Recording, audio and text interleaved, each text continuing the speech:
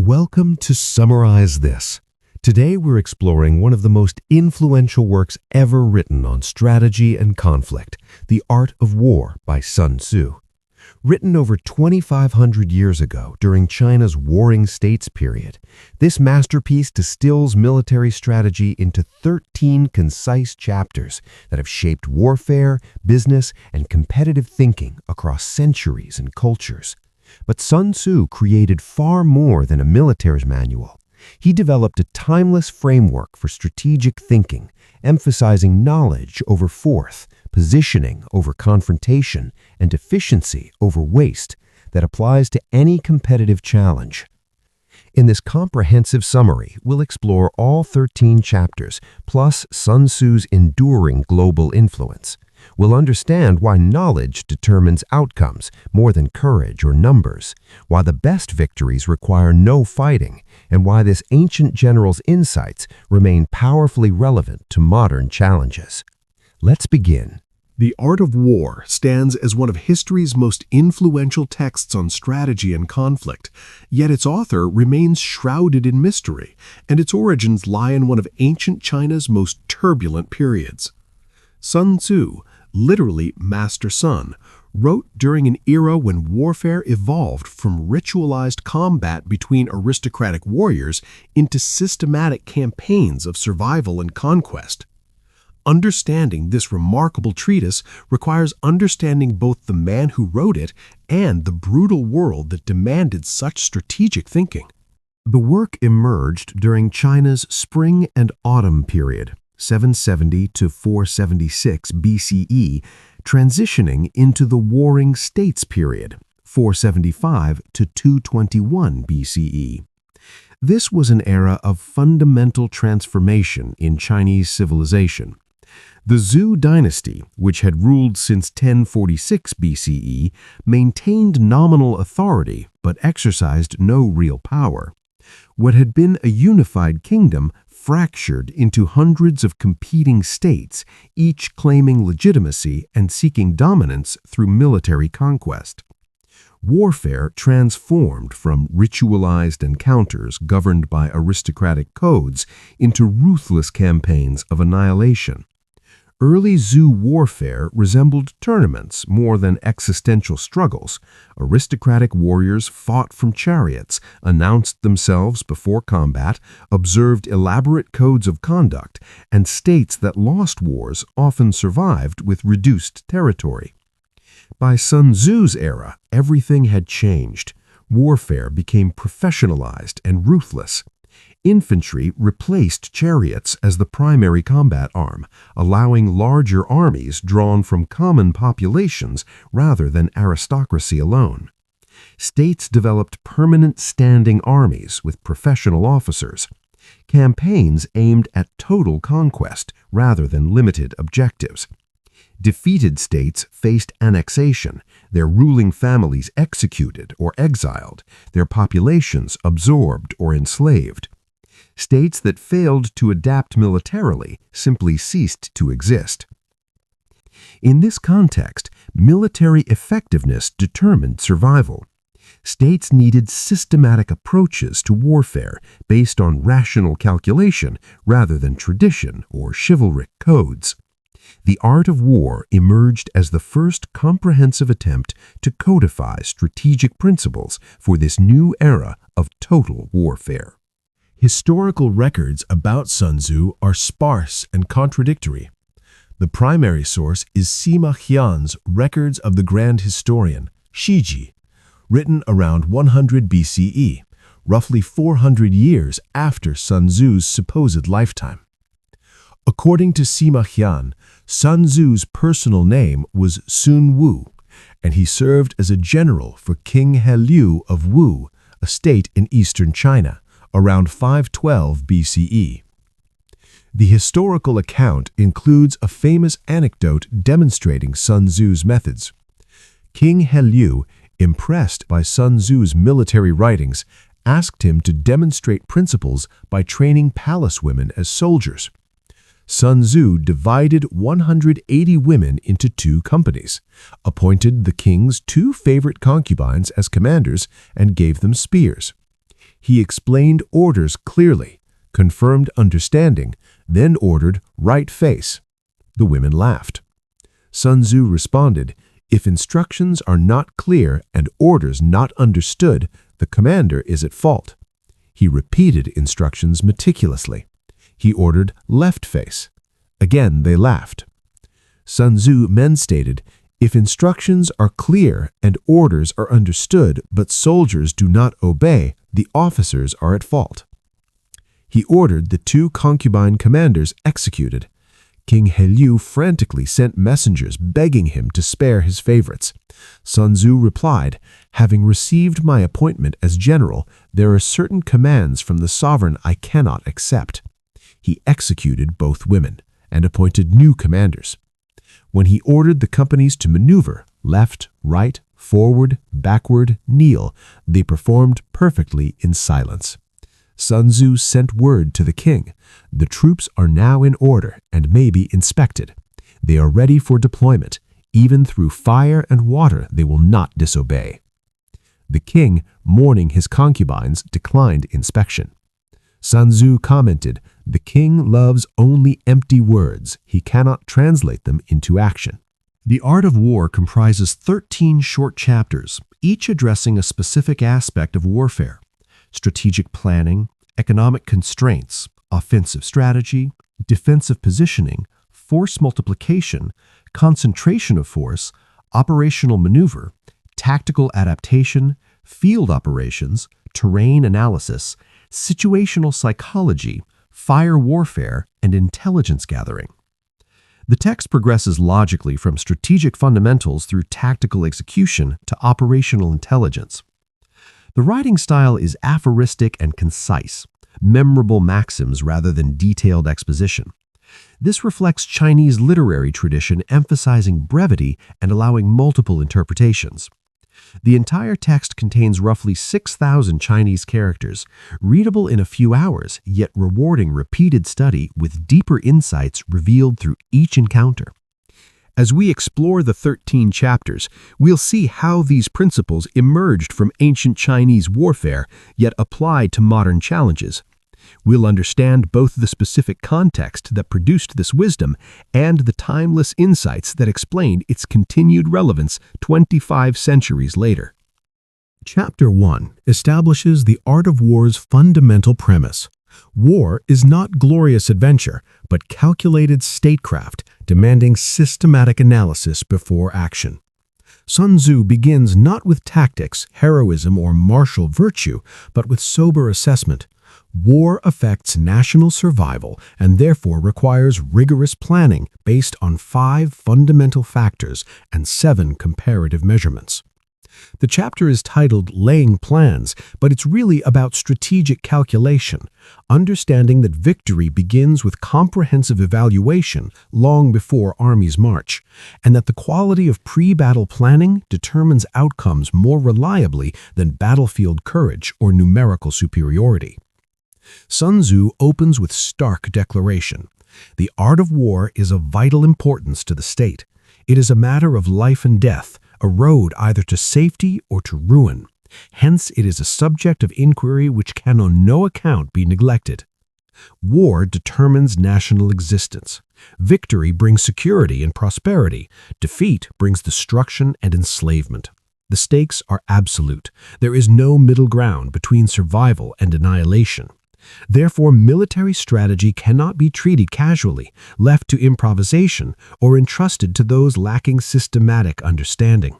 This is not one policy area among many requiring reasonable attention.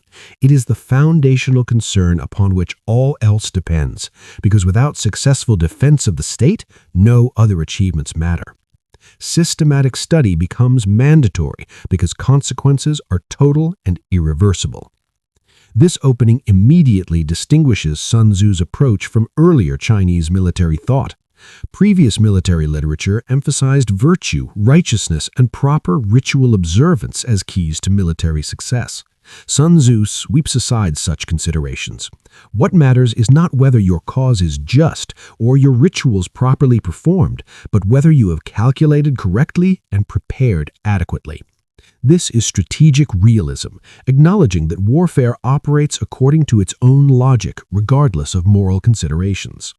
Sun Tzu identifies 5 constant factors determining military outcomes. The art of war, then, is governed by 5 constant factors to be taken into account in one's deliberations when seeking to determine the conditions obtaining in the field. These are 1. The moral law, 2. Heaven, 3. Earth, 4. The commander, 5. Method and discipline. These 5 factors are constant because they apply universally across all military situations. Ignore any of them and you court disaster, regardless of other advantages. Master all of them and you create conditions for victory, even against seemingly superior opponents. The moral law causes people to be in complete accord with their ruler, so they will follow him regardless of their lives, undismayed by any danger. This is political legitimacy and popular support, the foundation upon which all military capability rests. Armies with unified political purpose fight effectively because soldiers believe in their cause and trust their leadership. Those lacking political unity collapse under pressure because soldiers question why they're fighting and whether their leaders deserve loyalty. The moral law isn't about abstract ethics, but about political cohesion. Do people and rulers share common purpose? Ancient Chinese rulers claimed the mandate of heaven, legitimizing authority through cosmic order. Sun Tzu pragmatically observes that regardless of claimed divine sanction, armies fight well only when soldiers genuinely support their cause and trust their commanders. Without this foundation, all other military preparations prove inadequate. Heaven signifies night and day, cold and heat, times and seasons. This is temporal factors, the rhythms of nature that constrain and enable military operations. Winter halts campaigns because armies cannot march through snow or maintain supply lines across frozen terrain. Summer heat exhausts troops and spoils provisions. Monsoon rains bog down armies in mud. Spring floods make rivers impassable. Understanding these temporal rhythms determines when operations are feasible and when they're suicidal. This extends beyond weather to include agricultural cycles. Attacking during harvest allows living off enemy crops. Attacking before harvest means enemies have already secured food stores. It includes strategic timing. Strike when enemies are unprepared, complacent, or distracted. The competent commander operates in harmony with temporal conditions rather than fighting against them. Earth comprises distances, great and small, danger and security, open ground and narrow passes, the chances of life and death. This is geography in its broadest sense. Terrain features, strategic positions, supply routes, defensive strongpoints. Mountains channel movement through passes that small forces can defend against large armies. Rivers divide forces and create vulnerable crossing points. Swamps immobilize armies. Forests conceal ambushes. Open plains favor cavalry and provide no defensive positions. Geography determines how quickly forces can maneuver and how reliably they can be supplied.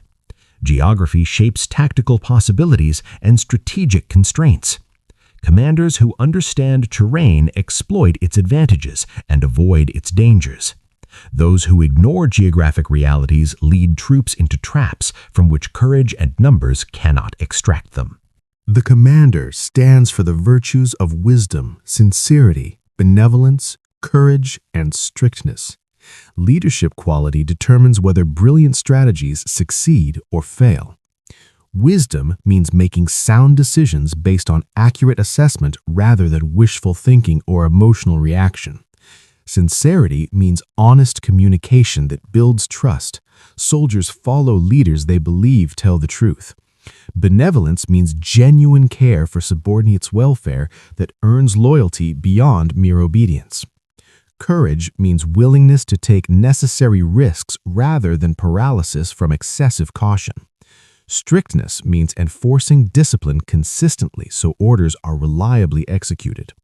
These 5 virtues create commanders soldiers trust absolutely, enabling complex operations requiring initiative and judgment at all levels. Poor commanders lack some or all of these virtues, producing armies that cannot execute sophisticated strategies regardless of numerical or material advantages. Method and discipline means organization of the army in its proper subdivisions, the graduations of rank among officers, maintenance of roads by which supplies may reach the army, and control of military expenditure.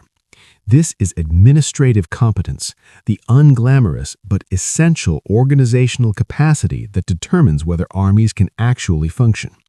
Proper subdivision creates clear command hierarchies where every soldier knows their role and every officer understands their authority. Logical rank graduations enable coordination across thousands of troops. Maintained supply routes ensure armies remain fed, equipped, and capable of sustained operations. Controlled expenditure prevents bankruptcy that undermines everything else. Brilliant strategy fails without competent administration. Armies march on stomachs that must be reliably filled. Equipment breaks and requires replacement. Soldiers need clear orders from known authorities. Administrative excellence enables strategic brilliance. Administrative failure dooms even genius. Sun Tzu emphasizes these 5 heads should be familiar to every general. He who knows them will be victorious. He who knows them not will fail. Knowledge of these 5 factors separates victory from defeat. They are not optional considerations, but mandatory analysis. Ignore political legitimacy and your army dissolves. Ignore temporal conditions and nature defeats you. Ignore geography and terrain becomes your enemy. Ignore leadership quality and competent execution becomes impossible. Ignore administrative requirements and logistical collapse follows. Master all 5 and you create conditions where victory becomes achievable even against seemingly superior opponents. Beyond understanding the 5 fundamental factors, commanders must systematically compare relative advantages. Therefore, in your deliberations, when seeking to determine the military conditions, let them be made the basis of a comparison in this wise. 1. Which of the 2 sovereigns is imbued with the moral law? 2. Which of the 2 generals has most ability? 3. With whom lie the advantages derived from heaven and earth? 4. On which side is discipline most rigorously enforced? 5. Which army is stronger? 6. On which side are officers and men more highly trained? 7. In which army is there the greater constancy both in reward and punishment? 7 comparative questions reveal relative strength across critical dimensions. Political support. Which ruler commands genuine popular loyalty rather than sullen obedience or fearful submission? Armies fighting for causes they believe in endure hardships that mercenaries or conscripts will not tolerate. Command quality. Which general possesses superior wisdom, sincerity, benevolence, courage, and strictness? Leadership excellence determines whether sound strategies are conceived and properly executed. Environmental advantage. Which side benefits more from seasonal conditions and geographic features? Does terrain favor your tactics or your opponents? Do weather patterns help or hinder your operations? Discipline. Which army maintains better order, reliably executes commands, and functions as a coordinated organism rather than a mob? Discipline determines whether complex maneuvers succeed or dissolve into chaos. Force strength. Which side possesses superior numbers, better equipment, or more effective weapons? Raw material advantage matters when other factors are equal. Training. Which army has better prepared officers and soldiers? Training quality determines whether troops can execute sophisticated tactics under pressure or only manage simple formations. Reward and punishment. Which side maintains fairer, more consistent motivation systems? Just rewards inspire initiative. Arbitrary punishment breeds resentment. Consistency in both create reliable behavioral incentives. Sun Tzu concludes, by means of these 7 considerations, I can forecast victory or defeat. This isn't mysticism or prophecy, but systematic probability assessment. Comprehensive comparison across these 7 dimensions reveals which side holds more advantages. The side superior in more categories will likely prevail, assuming competent leadership exploits advantages while minimizing disadvantages. This is warfare as mathematics, not guaranteeing specific outcomes, but revealing probabilities that competent commanders can manipulate through superior preparation and execution. Sun Tzu now introduces warfare's psychological dimension. All warfare is based on deception. Hence, when able to attack, we must seem unable. When using our forces, we must seem inactive. When we are near, we must make the enemy believe we are far away. When far away, we must make him believe we are near. This is arguably Sun Tzu's most famous principle. Warfare is fundamentally deceptive. Truth is casualty, not collateral damage. You must systematically misrepresent your capabilities, intentions, and positions because enemy decisions rest on perceived reality. Shape enemy perceptions and you control enemy actions without fighting. Conceal strength to appear weak, drawing enemies into traps. Conceal activity to appear passive, achieving surprise when you strike. Conceal proximity to appear distant, preventing enemy preparation. Conceal distance to appear near, forcing enemy to defend against phantom threats. Hold out baits to entice the enemy. Feign disorder and crush him. If he is secure at all points, be prepared for him. If he is in superior strength, evade him. If your opponent is of choleric temper, seek to irritate him. Pretend to be weak that he may grow arrogant. Sun Tzu provides specific deception methods that exploit enemy psychology and create tactical advantages. Offer tempting targets, abandoned supplies, exposed flanks, retreating units that lure enemies into prepared ambushes. Simulate chaos and disorganization to encourage reckless attacks against what appears to be a disintegrating force, then strike with hidden reserves when enemies commit fully. When enemies are well prepared at all points, don't attack their strength. Instead, prepare comprehensively yourself and wait for them to create vulnerabilities through impatience or complacency. Against superior forces, refuse direct engagement and use maneuver to avoid decisive battle until conditions become more favorable. Exploit enemy temperament. Anger produces mistakes, so provoke choleric commanders into ill-considered attacks. Feign weakness to inspire enemy arrogance and overconfidence, causing them to underestimate you and make strategic errors. If he is taking his ease, give him no rest. If his forces are united, separate them. Attack him where he is unprepared. Appear where you are not expected. Create constant pressure, preventing enemy consolidation. Rested enemies are dangerous. Harass them continuously so exhaustion degrades their capabilities.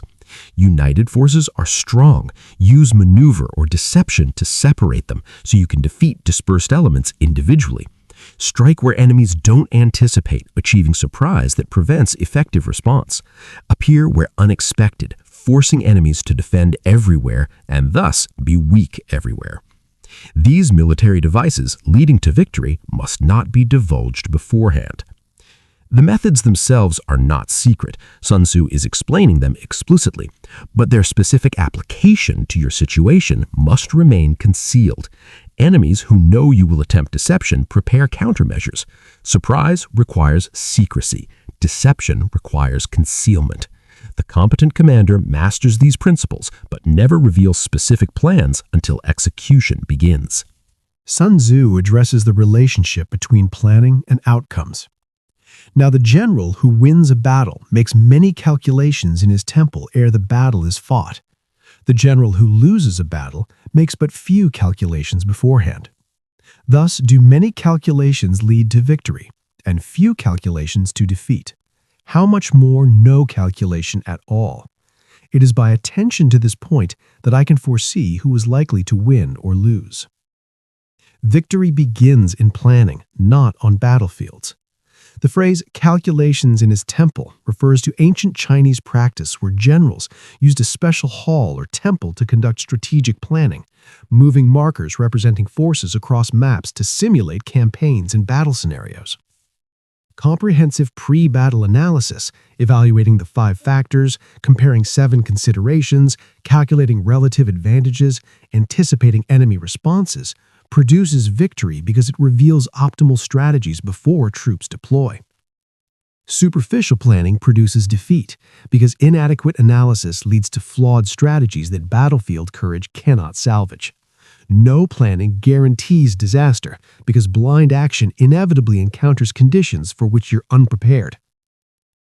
This is profoundly counterintuitive to martial cultures emphasizing battlefield valor. Sun Tzu argues that heroism, courage, and fighting spirit matter far less than thorough preparation. The dramatic moment of battle merely confirms what careful planning has already determined. By the time armies clash, outcomes are largely decided by the quality of prior analysis and preparation. This is why Sun Tzu can foresee who is likely to win or lose, not through supernatural insight, but through observing which side has calculated more thoroughly.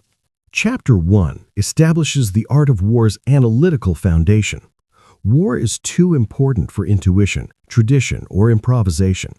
Success requires systematic evaluation of 5 constant factors: political legitimacy creating unified purpose, temporal conditions determining when operations are feasible, geographic realities shaping tactical possibilities, leadership quality enabling effective execution, and administrative competence sustaining operations. Commanders must compare 7 relative advantages systematically: political support, commandability, environmental factors, discipline, force strength, training quality, and motivational consistency. Victory follows from superior position across these dimensions, combined with competent exploitation of advantages.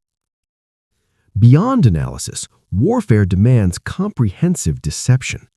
Conceal capabilities, misrepresent intentions, exploit enemy psychology, create constant pressure, strike unexpectedly, and attack unprepared positions.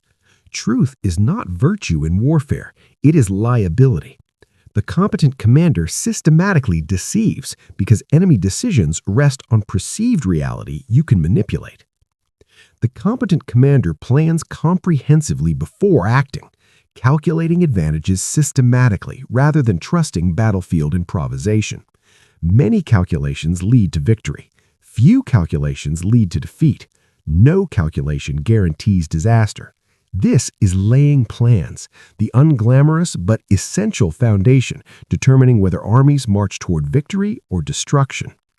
Everything that follows in the remaining 12 chapters assumes this foundation: systematic analysis, honest assessment, comprehensive planning, and disciplined execution based on rational calculation rather than emotion, tradition, or wishful thinking. Chapter 2 addresses warfare's economic dimension with brutal honesty. Sun Tzu has established that war requires systematic planning based on rational calculation. Now he examines the financial reality that constrains all strategic thinking. War is ruinously expensive, and prolonged campaigns drain nations regardless of battlefield success. The chapter is titled Waging War, but it's really about economic constraint.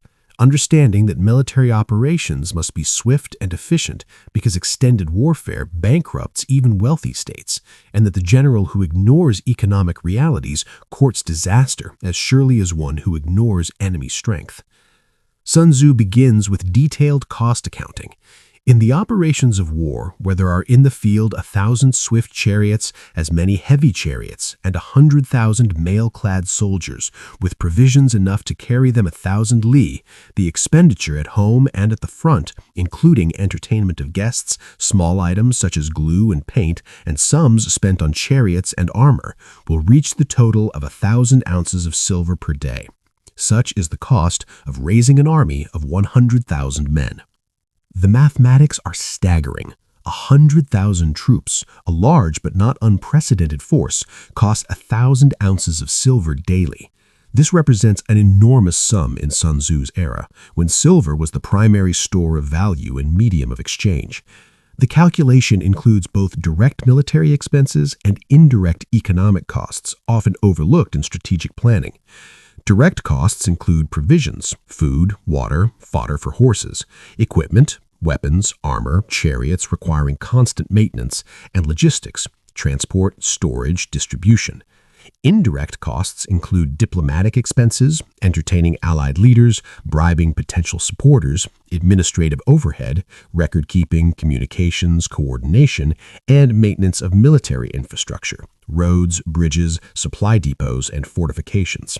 What Sun Tzu describes is the comprehensive economic burden of warfare, extending far beyond simply fielding troops. Modern financial analysts would recognize this as total cost of ownership, accounting for all expenses associated with military operations, not just the most visible line items. The 1,000 ounces of silver daily represents not just what the army consumes, but what the entire society must bear to sustain military operations. Sun Tzu adds critical context. 1,000 li represents roughly 300 miles, or 500 kilometers, a substantial but not exceptional campaign distance. The implication is clear. Even moderately ambitious military operations consume resources at rates that quickly overwhelm state finances. Extend operations beyond a few months, and even wealthy nations face economic crisis. Extend them beyond a year, and financial collapse becomes inevitable. Economic collapse. Prolonged operations exceed state physical capacity regardless of initial wealth. Every society has limits to sustainable military expenditure. These limits aren't arbitrary, but reflect the maximum resources that can be extracted from the productive economy without triggering systemic collapse. Exceed this threshold and cascading failures begin. Peasants cannot plant crops because they're serving in armies or their fields are devastated. Merchants cannot trade because roads are unsafe and markets disrupted. Craftsmen cannot produce because materials are requisitioned for military use. Tax collection becomes impossible because there's nothing left to tax.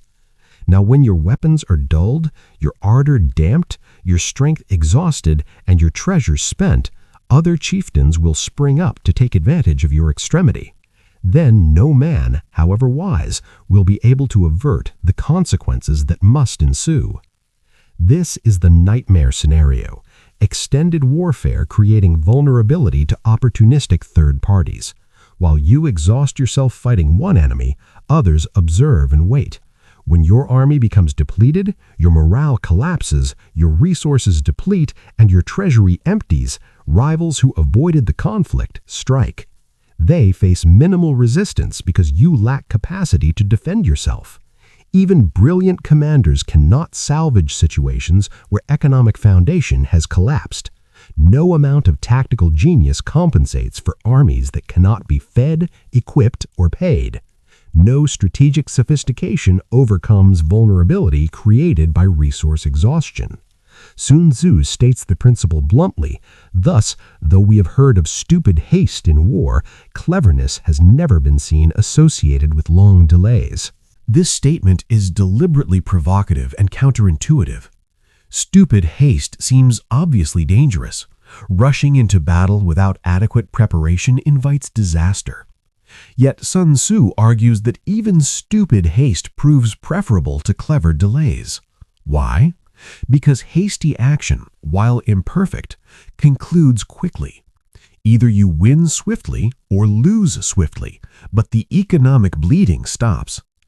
Clever delays, sophisticated strategies requiring extended time to mature, complex maneuvers demanding prolonged positioning, cautious approaches avoiding decisive engagement produce worse outcomes despite appearing more intelligent because they extend economic hemorrhaging beyond sustainable limits. This doesn't mean Sun Tzu advocates reckless action. Rather, he insists that whatever strategy you pursue must produce results swiftly. If your plan requires extended time, abandon it, regardless of apparent sophistication, because economic reality will doom it. Better to execute a simple plan, quickly and decisively, than a brilliant plan, slowly and carefully. Speed isn't just tactically advantageous, it's economically mandatory. There is no instance of a country having benefited from prolonged warfare. This is absolute, admitting no exceptions. Sun Tzu doesn't say rarely benefited or seldom benefited, he says never benefited. No nation throughout history has profited from extended military operations. Even victorious, prolonged wars produce Pyrrhic outcomes, where costs exceed gains. The winners of extended wars are weakened victors vulnerable to subsequent challenges. The principle is universal across time, culture, and circumstance. Conclude wars swiftly or suffer catastrophic consequences. Sun Tzu addresses why some commanders fail to grasp economic urgency. It is only one who is thoroughly acquainted with the evils of war that can thoroughly understand the profitable way of carrying it on. This seems paradoxical. Understanding war's evils enables conducting it profitably. But Sun Tzu's logic is sound. Commanders ignorant of war's comprehensive costs, economic devastation, social disruption, human suffering, political instability, pursue wasteful strategies because they don't appreciate what's at stake. They treat war as abstract strategic exercise rather than as a concrete catastrophe. Understanding war's evils, really comprehending the cascading failures produced by extended operations, forces economical approaches, minimizing damage while achieving objectives. Ignorance of costs produces profligate waste. Comprehensive understanding produces austere efficiency. The skillful soldier does not raise a second levy. Neither are his supply wagons loaded more than twice. Sun Tzu provides concrete metrics for strategic competence. Skillful commanders don't require multiple conscription waves. Initial forces suffice because operations conclude swiftly. Supply trains don't require repeated loading. Initial provisions prove adequate because campaigns don't extend beyond planned duration. These aren't mere efficiency indicators, but fundamental measures revealing whether strategy aligns with economic reality. Multiple levies and supply runs indicate failed strategy consuming excessive resources. Single levy and double loading indicate successful strategy, achieving objectives within sustainable timeframes. These metrics also reveal planning quality. Commanders requiring multiple levies or supply runs either miscalculated initially or pursued flawed strategies. Either failure demonstrates strategic incompetence. The competent commander calculates required resources accurately before operations begin, provisions forces adequately, and concludes operations before additional resources become necessary. Sun Tzu introduces the solution to economic constraints. Bring war material with you from home, but forage on the enemy. Thus the army will have food enough for its needs. Strategic logistics combines home preparation with enemy exploitation. Bring essential military equipment from home, specialized gear, weapons, armor that cannot be acquired in enemy territory, but acquire consumables, food, fodder, basic supplies from enemy territory through foraging, requisition, or capture. This principle serves dual purposes. It reduces your supply line vulnerability by minimizing what must be transported over long distances, and it imposes costs on enemies by denying them resources while using those resources against them. Sun Tzu explains the underlying mathematics. Poverty of the state exchequer causes an army to be maintained by contributions from a distance. Contributing to maintain an army at a distance causes the people to be impoverished. Extended supply lines create double impoverishment through a vicious cycle. First, the state exhausts treasuries maintaining distant armies because transportation costs multiply the expense of everything. Food transported 500 miles costs vastly more than food consumed locally. Second, citizens bear crushing tax burdens funding operations because governments desperately seeking revenue to sustain armies impose increasingly harsh taxation. Both state and people suffer financial devastation simultaneously. The destruction extends beyond direct financial costs. On the other hand, the proximity of an army causes prices to go up, and high prices cause the people's substance to be drained away. When their substance is drained away, the peasantry will be afflicted by heavy exactions. Military presence near civilian populations creates devastating inflation. Armies competing with civilians for resources drive up prices through simple supply and demand. When 100,000 soldiers suddenly need food in regions normally supporting 50,000 civilians, prices skyrocket. High prices drain civilian wealth as people pay inflated costs for necessities. Impoverished civilians require tax relief precisely when governments need increased revenue from military operations. The contradiction produces social crisis as governments extract resources from populations lacking capacity to provide them. Sun Tzu continues the cascade.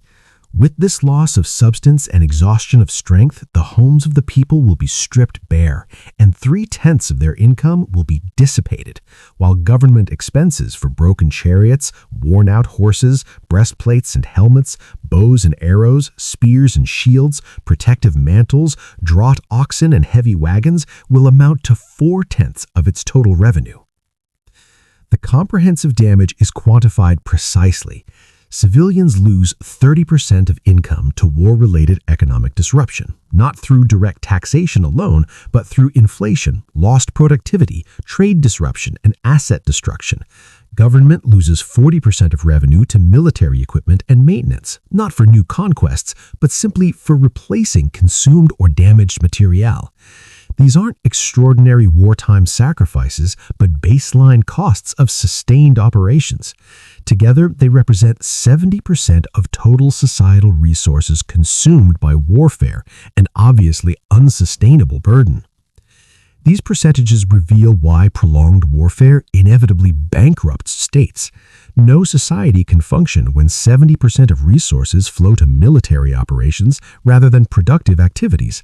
Agriculture collapses because farmers serve in armies, commerce ceases because merchants cannot trade safely, infrastructure deteriorates because resources aren't available for maintenance. The entire economic foundation disintegrates under military consumption. Sun Tzu proposes the solution.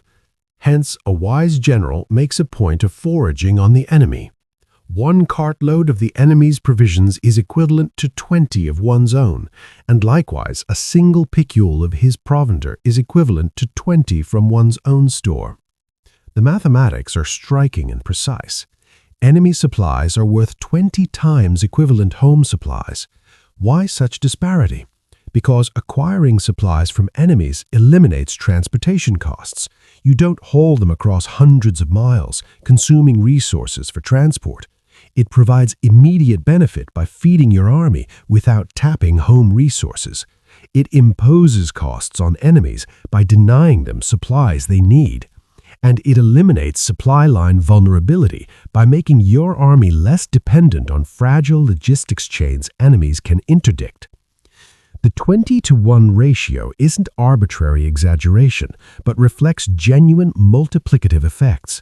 1 cartload of captured enemy grain feeds your troops, direct benefit, denies that grain to enemy forces, indirect benefit, saves you from transporting equivalent grain from home, logistical benefit, frees transport capacity for other purposes, secondary benefit, and reduces enemy capacity to sustain operations, strategic benefit. These effects compound, making captured supplies vastly more valuable than supplies brought from home. Sun Tzu addresses the psychological dimension. Now, in order to kill the enemy, our men must be roused to anger. That there may be advantage from defeating the enemy, they must have their rewards. Motivation requires both emotional and rational components. Anger produces the aggression necessary for killing. Soldiers overcome natural reluctance to take human life when emotionally aroused against enemies, but anger alone proves insufficient for sustained operations. Material rewards provide tangible incentives for risk-taking and continued effort. Combine emotional motivation with rational self-interest and you create sustained aggressive behavior. Sun Tzu provides specific guidelines. Therefore, in chariot fighting, when 10 or more chariots have been taken, those should be rewarded who took the first.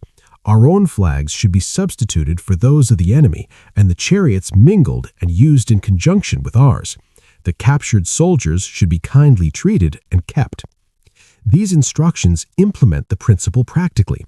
Reward soldiers capturing enemy equipment. This incentivizes aggressive action while enriching your army with captured materiel. Replace enemy symbols with your own. This psychologically converts captured resources into your forces rather than maintaining separate identity. Integrate captured equipment with your forces. This immediately increases your combat power.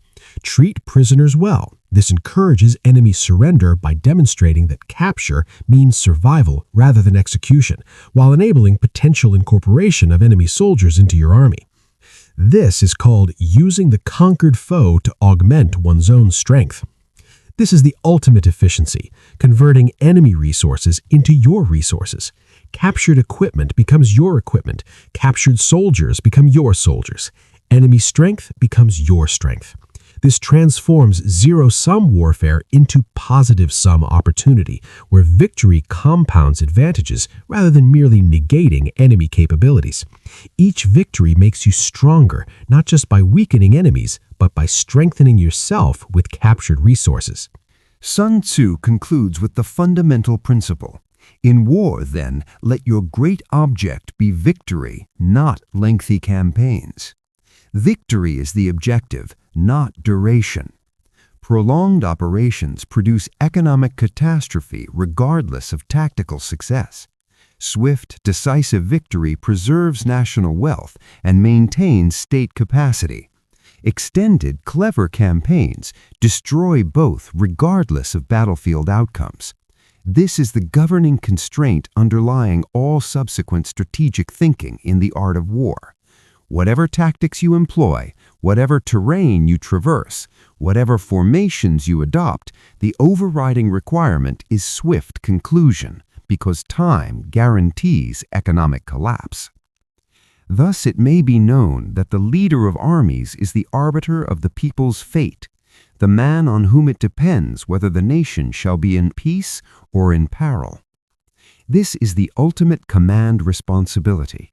Generals determine national survival through economic as well as military decisions. Efficient warfare that concludes swiftly preserves the nation by limiting economic damage. Wasteful warfare that extends indefinitely destroys the nation regardless of battlefield outcomes. The general's responsibility extends beyond winning battles to protecting the economic foundation enabling state survival. Tactical brilliance means nothing if it produces strategic bankruptcy. Battlefield success means nothing if it produces social collapse. This places enormous burden on military leadership. Generals must think beyond immediate tactical situations to comprehensive national consequences. Every decision, whether to attack or defend, advance or retreat, accept battle or decline it, must account for economic implications. Will this action move toward swift conclusion? Will it consume resources disproportionate to gains? Will it extend operations beyond sustainable timeframes? These questions matter more than tactical elegance or battlefield glory. Chapter 3 addresses warfare's strategic dimension and introduces Sun Tzu's most counterintuitive principle. Sun Tzu now examines warfare's ultimate objective, achieving political goals with minimal destruction. The chapter is titled Attack by Stratagem, but it's really about strategic supremacy, understanding that the highest military achievement is winning without fighting. that destroying what you seek to control represents strategic failure, and that the art of war is fundamentally about breaking enemy resistance through superior positioning rather than through superior violence. Sun Tzu begins with a hierarchy of objectives that inverts conventional military thinking. In the practical art of war, the best thing of all is to take the enemy's country whole and intact. To shatter and destroy it is not so good. So too, it is better to recapture an army entire than to destroy it, to capture a regiment, a detachment, or a company entire than to destroy them. This principle seems paradoxical to martial cultures that measure success through body counts and devastation inflicted. But Sun Tzu's logic is relentlessly pragmatic. Capturing intact nations, armies, and units provides usable resources, territory that remains productive, soldiers who can be incorporated into your forces, equipment that augments your capabilities, infrastructure that supports future operations. Destruction creates wastelands and corpses with no strategic value. You cannot tax devastated territories. You cannot conscript dead soldiers. You cannot use burned cities or broken equipment. The distinction reflects fundamentally different conceptions of victory. Conventional military thinking defines victory as destroying enemy capacity to resist. Kill enough soldiers, burn enough cities, devastate enough territory, and enemies must submit. Sun Tzu argues this represents strategic failure because you've destroyed the very things that made conquest worthwhile. True victory means acquiring valuable resources intact rather than transforming them into valueless ruins through the act of conquest. The competent commander conquers without devastating what he conquers, achieving political objectives while preserving rather than destroying value. Sun Tzu states the governing principle explicitly. Hence, to fight and conquer in all your battles is not supreme excellence. Supreme excellence consists in breaking the enemy's resistance without fighting. Supreme excellence means creating strategic situations where enemy resistance becomes futile without actual combat.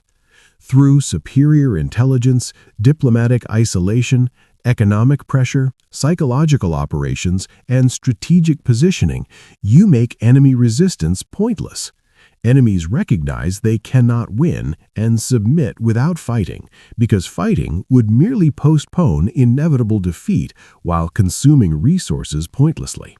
This is strategic supremacy, achieving objectives through positioning so superior that violence becomes unnecessary. Supreme excellence means achieving certain outcomes without bearing costs or risks that actual combat entails. Sun Tzu establishes strategic priorities systematically. Thus, the highest form of generalship is to bulk the enemy's plans. The next best is to prevent the junction of the enemy's forces. The next in order is to attack the enemy's army in the field, and the worst policy of all is to besiege walled cities. 4 strategic options ranked by preference, from most to least desirable. 1. Bulk enemy plans. Disrupt strategy before execution begins. This is the supreme form of strategic attack, operating at the level of enemy decision-making itself. Attack enemy planning processes through intelligence operations that compromise secrecy, deception operations that feed false information leading to flawed plans, political operations that create internal dissent undermining unity, or diplomatic operations that isolate enemies and negate their strategies. If enemies cannot formulate effective plans, they cannot act effectively regardless of military capability. Bulking plans means enemies never get to execute strategies because those strategies have been compromised, corrupted, or rendered irrelevant before execution begins. This achieves victory at the strategic level without requiring tactical engagement. 2. Prevent junction of forces. Separate enemy armies before they unite. This operates at the operational level, focusing on enemy force concentration. Divided forces are inherently weak because they cannot mutually support and can be defeated individually. United forces become dangerous through mutual reinforcement and concentrated combat power. Keep enemies divided through rapid maneuver that interposes your forces between separated enemy elements, diplomatic operations that prevent allied enemy states from coordinating, or deception that causes enemy forces to move in wrong directions. If enemy armies cannot unite, they remain vulnerable to defeat in detail. You concentrate against isolated enemy elements with local superiority, destroying them sequentially before they can combine. Attack army in field. Engage in direct battle. This is conventional warfare, armies meeting in open combat where victory goes to superior force, tactics, or leadership. This works and often proves necessary when superior strategic options have failed or weren't available. But it costs lives, consumes resources, involves risk and uncertainty, and produces destruction. It's preferable to sieges, but inferior to strategic approaches that achieve objectives without battle. Besiege walled cities, worst option, consuming maximum resources for minimum gain. Sun Tzu elaborates extensively on siege warfare's catastrophic inefficiency. Sun Tzu explains why sieges represent strategic failure. The rule is not to besiege walled cities if it can possibly be avoided. The preparation of mantlets, movable shelters, and various implements of war will take up 3 whole months, and the piling up of mounds over against the walls will take 3 months more. Sieges demand enormous time, 6 months minimum just for preparation and construction of assault infrastructure. This violates Chapter 2's emphasis on swift warfare. Mantlets, movable shelters, covered approaches protecting troops advancing towards walls, and various implements, siege towers, battering rams, scaling ladders, require extensive construction using scarce timber and skilled labor. Building mounds or ramps to reach wall heights demands moving thousands of tons of earth through manual labor over months. All of this occurs while defenders remain secure behind walls, consuming their stored provisions but suffering no losses, while attackers consume supplies continuously, suffer casualties from sorties and missiles, and make no progress toward victory. The general, unable to control his irritation, will launch his men to the assault like swarming ants, with the result that 1/3 of his men are slain while the town still remains untaken. Such are the disastrous effects of a siege. This describes the psychological trap of siege warfare. After months of preparation, construction, and waiting, generals become frustrated and impatient. They order assaults before adequate preparation, driven by emotion rather than calculation. Soldiers attacking fortified walls face devastating casualties. Defenders rain arrows, stones, boiling oil, and other projectiles down on attackers who must advance uphill against prepared defenses with limited cover. 1/3 casualties, meaning 33,000 dead or wounded from a 100,000-man army, represent catastrophic losses. And after suffering these casualties, the city often remains unconquered because defenders repaired breaches, reinforced weak points, or held firm despite assault. Therefore, the skillful leader subdues the enemy's troops without any fighting. He captures their cities without laying siege to them. He overthrows their kingdom without lengthy operations in the field. How is this possible? Through comprehensive strategic superiority operating across multiple dimensions simultaneously. Superior intelligence reveals enemy weaknesses, plans, and vulnerabilities. Superior positioning threatens what enemies must defend, forcing them to disperse or abandon strong positions. Superior diplomacy isolates enemies politically, denying them allies and support. Superior economic capability allows you to outlast enemies in competition short of war. Superior psychological operations undermine enemy morale and unity. Combined, these create situations where enemy resistance becomes pointless because they cannot win regardless of tactical competence. With his forces intact, he will dispute the mastery of the empire, and thus, without losing a man, his triumph will be complete. This is the method of attacking by stratagem, using intelligence, positioning, deception, and psychological operations rather than violence as primary tools. Stratagem doesn't mean avoiding all fighting. It means making fighting unnecessary through superior strategic positioning that renders enemy resistance futile before battles begin. Sun Tzu now addresses relative force ratios and appropriate tactical responses. It is the rule in war if our forces are 10 to the enemy's 1 to surround him, if 5 to 1 to attack him, if twice as numerous to divide our army into 2. These are mathematical principles based on relative strength determining tactically sound responses.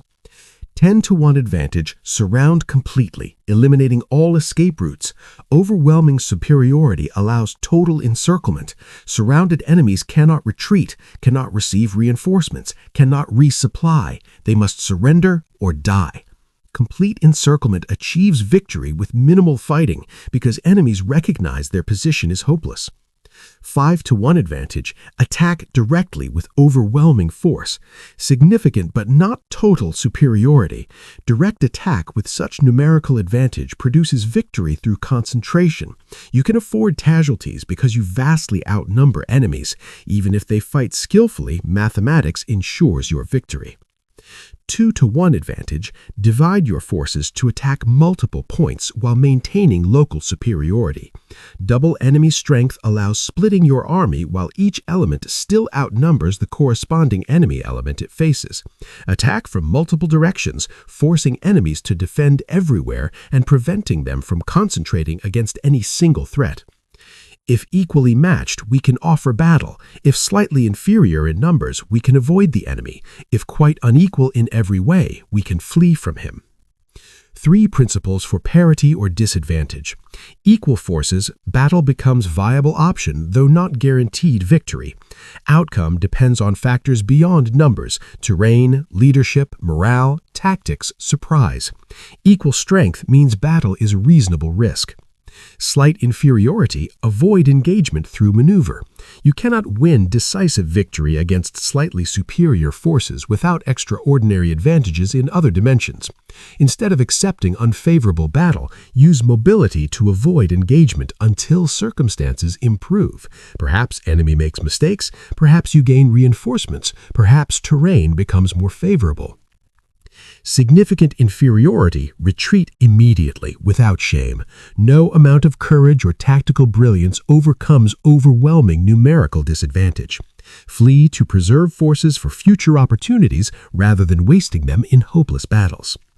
Sun Tzu emphasizes the mathematical reality. Hence, though an obstinate fight may be made by a small force, in the end it must be captured by the larger force. Courage cannot overcome mathematics.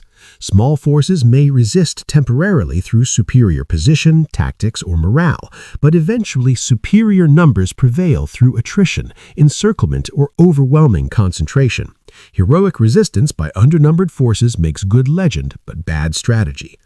Understanding relative strength and responding appropriately, surrounding with overwhelming advantage, attacking with significant advantage, maneuvering with parity, avoiding with slight disadvantage, fleeing with significant disadvantage, demonstrates strategic competence. Sun Tzu addresses civil-military relations and sovereign interference. Now the general is the bulwark of the state. If the bulwark is complete at all points, the state will be strong. If the bulwark is defective, the state will be weak. Military competence determines national security. Strong generals protect the state effectively. Weak generals endanger it fatally. The general functions as defensive bulwark, the barrier between state and external threats. If this barrier is sound at all points, strategically competent, tactically proficient, logistically capable, politically astute, the state remains secure. If defective at any point, strategic incompetence, tactical failure, logistical collapse, political misjudgment, the state becomes vulnerable to destruction. But even competent generals face threats from within. There are 3 ways in which a ruler can bring misfortune upon his army. 1. By commanding the army to advance or to retreat, being ignorant of the fact that it cannot obey. This is called hobbling the army. 2. By attempting to govern an army in the same way as he administers a kingdom, being ignorant of the conditions which obtain in an army. This causes restlessness in the soldiers' minds. 3. By employing the officers of his army without discrimination through ignorance of the military principle of adaptation to circumstances. This shakes the confidence of the soldiers. 3 sovereign errors that destroy even competent armies. Inappropriate orders. Commanding impossible actions reveals ignorance of military realities. Sovereigns distant from battlefields don't understand terrain constraints, logistical limitations, force dispositions, or enemy capabilities. They order advances when armies cannot supply themselves forward, or retreats when enemies block withdrawal routes, or attacks when forces are inadequate. Soldiers receive impossible orders, creating confusion, resentment, and breakdown of command authority. This is hobbling the army, tying it up so it cannot function effectively despite competent field command. Civilian administration of military. Kingdoms and armies require fundamentally different governance. Civilian administration emphasizes legal procedure, bureaucratic process, deliberative decision-making, and protection of individual rights. Military operations require rapid decision-making, hierarchical authority, suspension of normal rights and procedures, and priority of collective objectives over individual preferences. Applying civilian governance principles to military organizations creates confusion about authority, delays critical decisions, and undermines discipline necessary for combat effectiveness.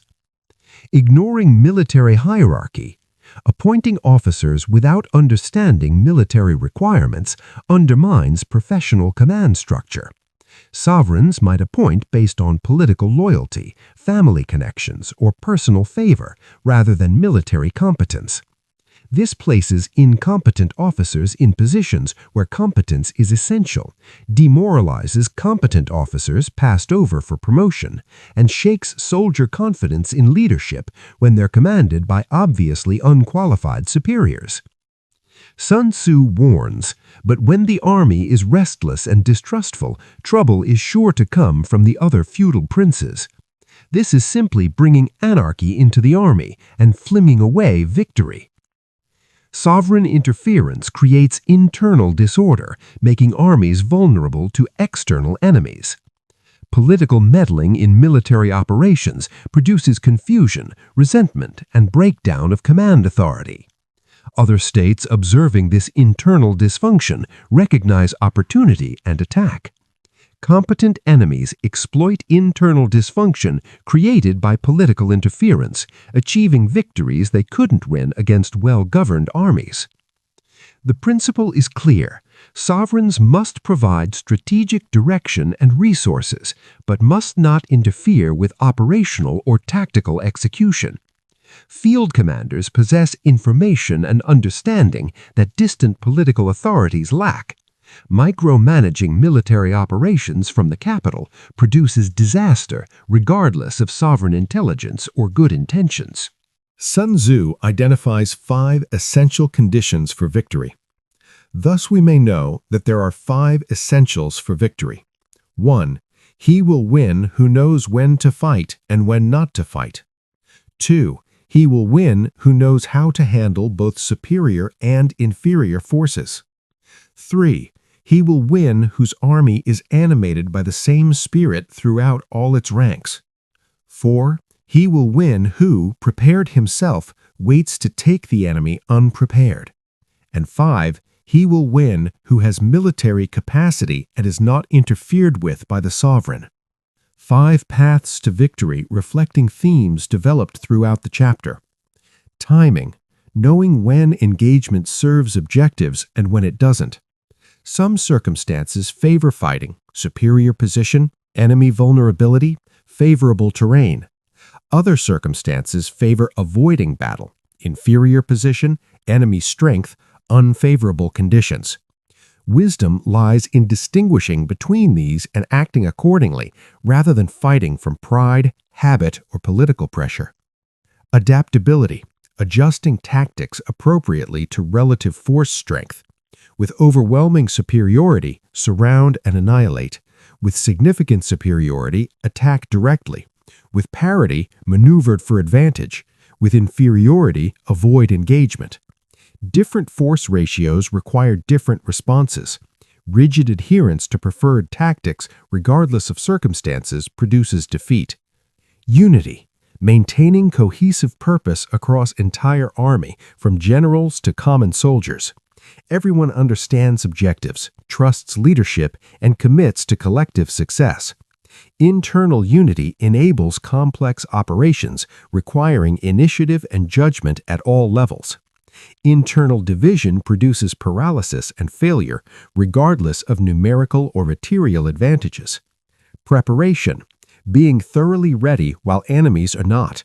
Through superior intelligence, logistics, training, and positioning, you achieve readiness before enemies recognize danger. Then strike when enemies are unprepared, achieving overwhelming advantages through timing rather than merely through superior numbers. Autonomy, competent command free from political interference. Generals with military capacity must exercise professional judgment without sovereign meddling. Political authorities provide resources and strategic direction, but don't micromanage operations. This enables rapid adaptation to changing battlefield conditions based on current information rather than outdated political guidance.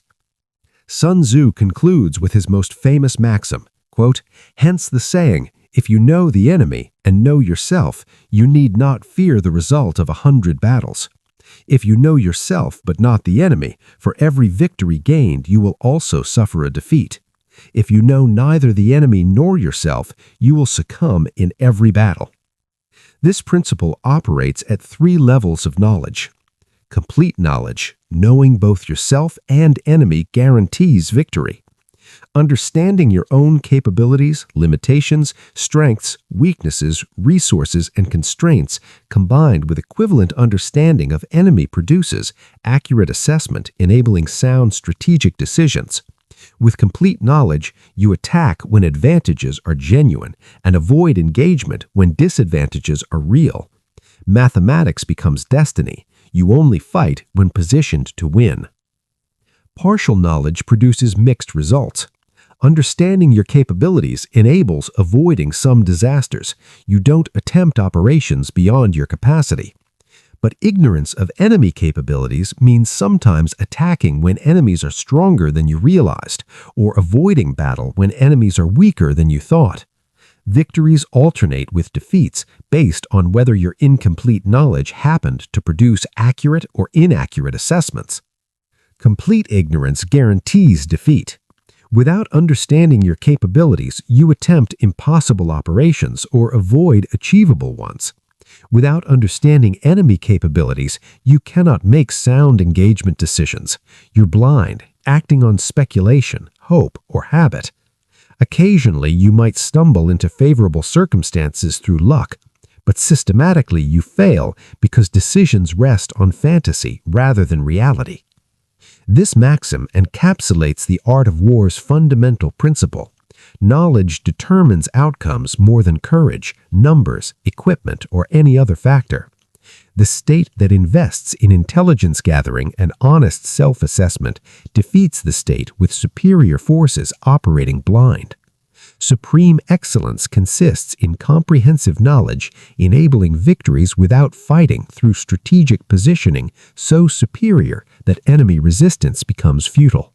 Chapter 4 establishes the defensive foundation, how to secure invincibility through proper positioning. Chapter 5 builds on this foundation, how to generate irresistible offensive momentum. The combined theme is positioning and momentum, understanding that invulnerability comes from positioning, while victory comes from momentum, and that both depend on organizational excellence and perfect timing. Sun Tzu begins Chapter 4 with foundational principle. The good fighters of old first put themselves beyond the possibility of defeat, and then waited for an opportunity of defeating the enemy. This inverts conventional thinking. Ancient masters prioritized invulnerability over victory, securing their own position before seeking to defeat enemies. This reflects asymmetric control. You determine your own defensive posture through preparation, positioning, resource management, and discipline. These lie entirely within your control. But you cannot force enemies to make mistakes enabling your victory. Competent enemies avoiding errors remain undefeatable regardless of your offensive capabilities. To secure ourselves against defeat lies in our own hands, but the opportunity of defeating the enemy is provided by the enemy himself. Your security depends entirely on your actions, but defeating enemies requires their cooperation through error. Hence the saying, one may know how to conquer without being able to do it. You can understand victory conditions perfectly, but be unable to achieve them if enemies make no exploitable errors. This isn't defeatism, but realism. Strategy is interactive, and unilateral excellence proves insufficient against competent opposition. Security against defeat implies defensive tactics. Ability to defeat the enemy means taking the offensive. Defense prevents loss. Offense achieves gain. Both are essential. Standing on the defensive indicates insufficient strength. Attacking, a superabundance of strength. Defense indicates you lack strength to attack successfully. Offense indicates surplus strength, enabling you to seize opportunities. The general who is skilled in defense hides in the most secret recesses of the earth. He who is skilled in attack flashes forth from the topmost heights of heaven. Thus, on the one hand, we have ability to protect ourselves. On the other, a victory that is complete. Defensive excellence means concealment so complete that enemies cannot find vulnerabilities, like hiding in Earth's depths. Offensive excellence means striking so swiftly and unexpectedly that enemies cannot respond, like lightning from heaven. Combined, these produce invulnerability and decisive victory. Sun Tzu addresses what constitutes true excellence. To see victory only when it is within the ken of the common herd is not the acme of excellence. Neither is it the acme of excellence if you fight and conquer and the whole empire says, "Well done." Recognizing obvious victories demonstrates no special skill. Even winning battles everyone applauds isn't supreme excellence. To lift an autumn hare is no sign of great strength.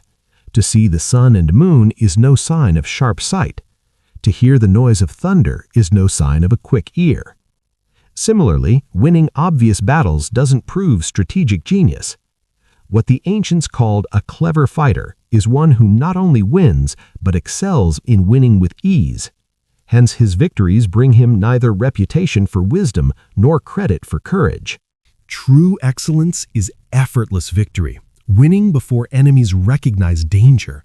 Supreme skill produces victories so complete that observers see no difficulty overcome. He wins his battles by making no mistakes. Making no mistakes is what establishes the certainty of victory, for it means conquering an enemy that is already defeated. Perfect execution defeats enemies who have already positioned themselves for defeat through their own errors. Hence, the skillful fighter puts himself into a position which makes defeat impossible and does not miss the moment for defeating the enemy. First, secure invulnerability. Second, exploit enemy vulnerability through offensive timing. Thus it is that in war, the victorious strategist only seeks battle after the victory has been won, whereas he who is destined to defeat first fights and afterwards looks for victory. Winners ensure victory before engaging through comprehensive preparation. Battle merely confirms what preparation has already decided. Defeated strategists engage without adequate preparation, hoping courage produces victory. The consummate leader cultivates the moral law and strictly adheres to method and discipline. Thus, it is in his power to control success. Having established defensive foundations, Sun Tzu turns to offensive dynamics in Chapter 5. Positioning creates security, but you need offensive power, the ability to generate overwhelming momentum that crushes enemy resistance when opportunities arise. The control of a large force is the same principle as the control of a few men. It is merely a question of dividing up their numbers. Fighting with a large army under your command is no wise different from fighting with a small one. It is merely a question of instituting signs and signals. Large-scale command requires proper organizational subdivision and standardized signals enabling coordination across thousands. To ensure that your whole host may withstand the brunt of the enemy's attack and remain unshaken, this is effected by maneuvers direct and indirect. Direct forces engage enemy attention. Indirect forces attack from unexpected angles. The combination maintains cohesion under pressure. That the impact of your army may be like a grindstone dashed against an egg, this is effected by the science of weak points and strong. Overwhelming force against vulnerability produces disproportionate effects. This is about concentrating force at enemy weak points while avoiding enemy strength. In all fighting, the direct method may be used for joining battle, but indirect methods will be needed in order to secure victory. Direct engagement fixes enemy attention. Indirect maneuver creates decisive advantage. Both are necessary. Indirect tactics efficiently applied are inexhaustible as heaven and earth, unending as the flow of rivers and streams. Like the sun and moon, they end but to begin anew. Like the four seasons, they pass away to return once more. Indirect approaches offer infinite variation, like natural cycles repeating endlessly. There are not more than 5 musical notes, yet the combinations of these 5 give rise to more melodies than can ever be heard. There are not more than 5 primary colors, yet in combination they produce more hues that can ever be seen. Limited elements combine into infinite possibilities. 5 notes create infinite melodies. 5 colors create infinite hues. In battle, there are not more than 2 methods of attack, the direct and the indirect. Yet these two in combination give rise to an endless series of maneuvers. Direct and indirect methods cycle endlessly, producing infinite variations, preventing enemy prediction. The onset of troops is like the rush of a torrent which will even roll stones along in its course. The quality of decision is like the well-timed swoop of a falcon, which enables it to strike and destroy its victim. 2 components of overwhelming power: momentum, accumulated energy like rushing torrent; timing, precise release like falcon strike. Therefore, the good fighter will be terrible in his onset and prompt in his decision. Effectiveness combines frightening momentum with swift, decisive action. Sun Tzu provides mechanical analogy. Energy may be likened to the bending of a crossbow, decision to the releasing of a trigger. Energy is potential, drawn bowstring storing power. Decision is release, triggered mechanism converting potential to kinetic energy. The crossbow isn't dangerous bent. The arrow isn't dangerous released aimlessly. Combined, bent bow with precise aim, they become lethal. Similarly, accumulated strategic advantage, energy, combined with perfect timing, decision, produces overwhelming combat power.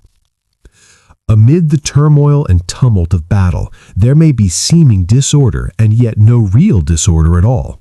Amid confusion and chaos, your array may be without head or tail, yet it will be proof against defeat. Apparent chaos can mask underlying order. Simulated disorder postulates perfect discipline. Simulated fear postulates courage. Simulated weakness postulates strength.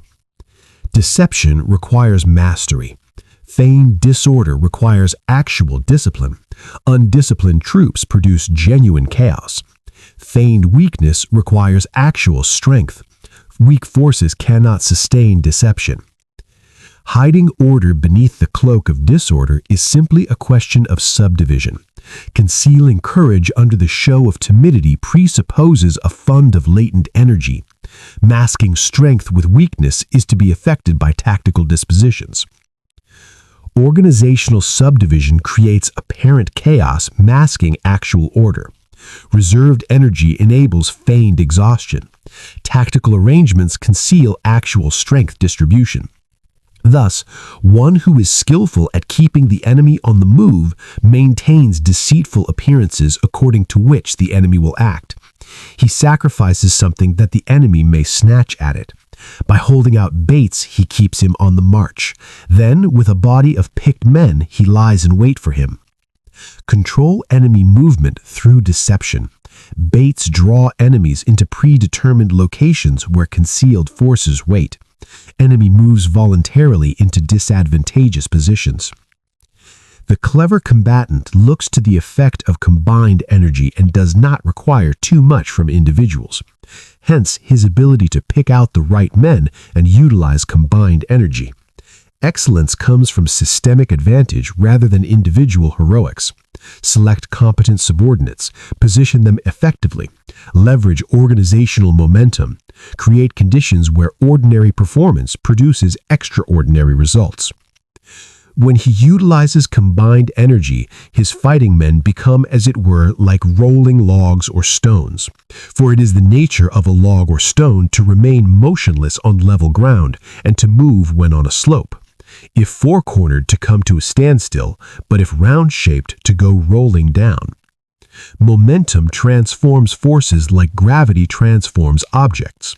Logs and stones remain static on level ground, but roll down slopes. The slope represents strategic positioning. The roundness represents organizational cohesion. Gravity represents accumulated energy. Thus, the energy generated by good fighting men is as the momentum of a round stone rolled down a mountain thousands of feet in height. Perfect metaphor. Accumulated strategic advantage, height, proper positioning, mountain slope, organizational cohesion, round stone, and gravitational energy, momentum, combine into irresistible force. This is energy, generating overwhelming combat power through organization, positioning, and timing rather than through superior numbers alone. Chapter 6 addresses concentration of force and exploitation of vulnerability. Now he examines strategic maneuvering, how to concentrate strength against enemy weakness, how to create numerical superiority at decisive points despite overall parity, and how to dictate terms of engagement through superior positioning. The chapter is titled Weak Points and Strong, but it's really about operational advantage, understanding that he who controls timing and location controls outcomes, and that strategic superiority comes from forcing enemies to defend everywhere while you attack one point with concentrated force. Sun Tzu begins with initiative and its relationship to condition. Whoever is first in the field and awaits the coming of the enemy will be fresh for the fight. Whoever is second in the field and has to hasten to battle will arrive exhausted. Timing determines physical and psychological condition. First arrival allows rest, preparation, and advantageous positioning. Your troops recover from march, establish defensive positions, scout terrain, and prepare psychologically for combat. Late arrival produces exhaustion from forced marches, hasty deployment preventing optimal positioning, and psychological disadvantage from reacting to enemy initiatives rather than executing your plan. This isn't merely about being tired versus rested, it's about controlling the entire operational environment. Therefore, the clever combatant imposes his will on the enemy, but does not allow the enemy's will to be imposed on him. Sun Tzu addresses how to control enemy positioning through attraction and repulsion. By holding out advantages to him, he can cause the enemy to approach of his own accord. Or, by inflicting damage, he can make it impossible for the enemy to draw near.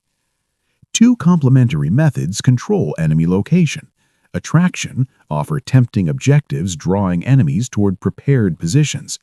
Apparent vulnerabilities, exposed supply depots, isolated detachments, or valuable terrain that seems poorly defended all serve as bait, luring enemies where you want them.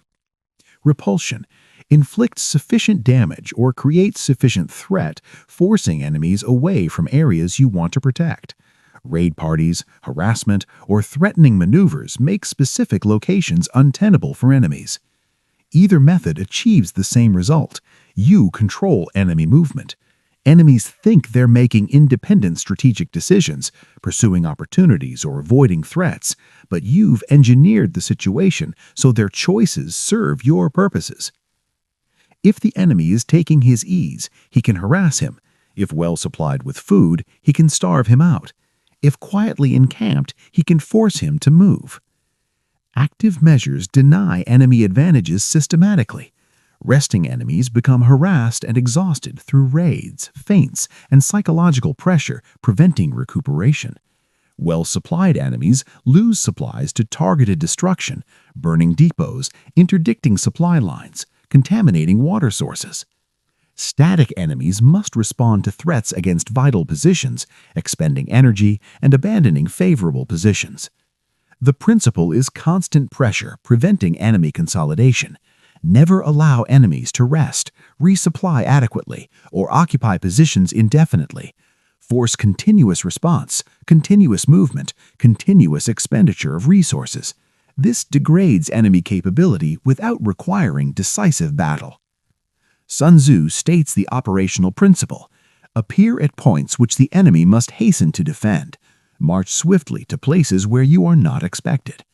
Threatened objectives, forcing enemy response, capital cities, supply bases, critical infrastructure, or politically sensitive locations enemies cannot abandon. This forces enemy movement even when they'd prefer to remain static. Meanwhile, appear where unexpected, preventing prepared defense. The combination keeps enemies constantly reactive, preventing them from executing preferred strategies or consolidating advantages. Sun Tzu addresses movement and concentration.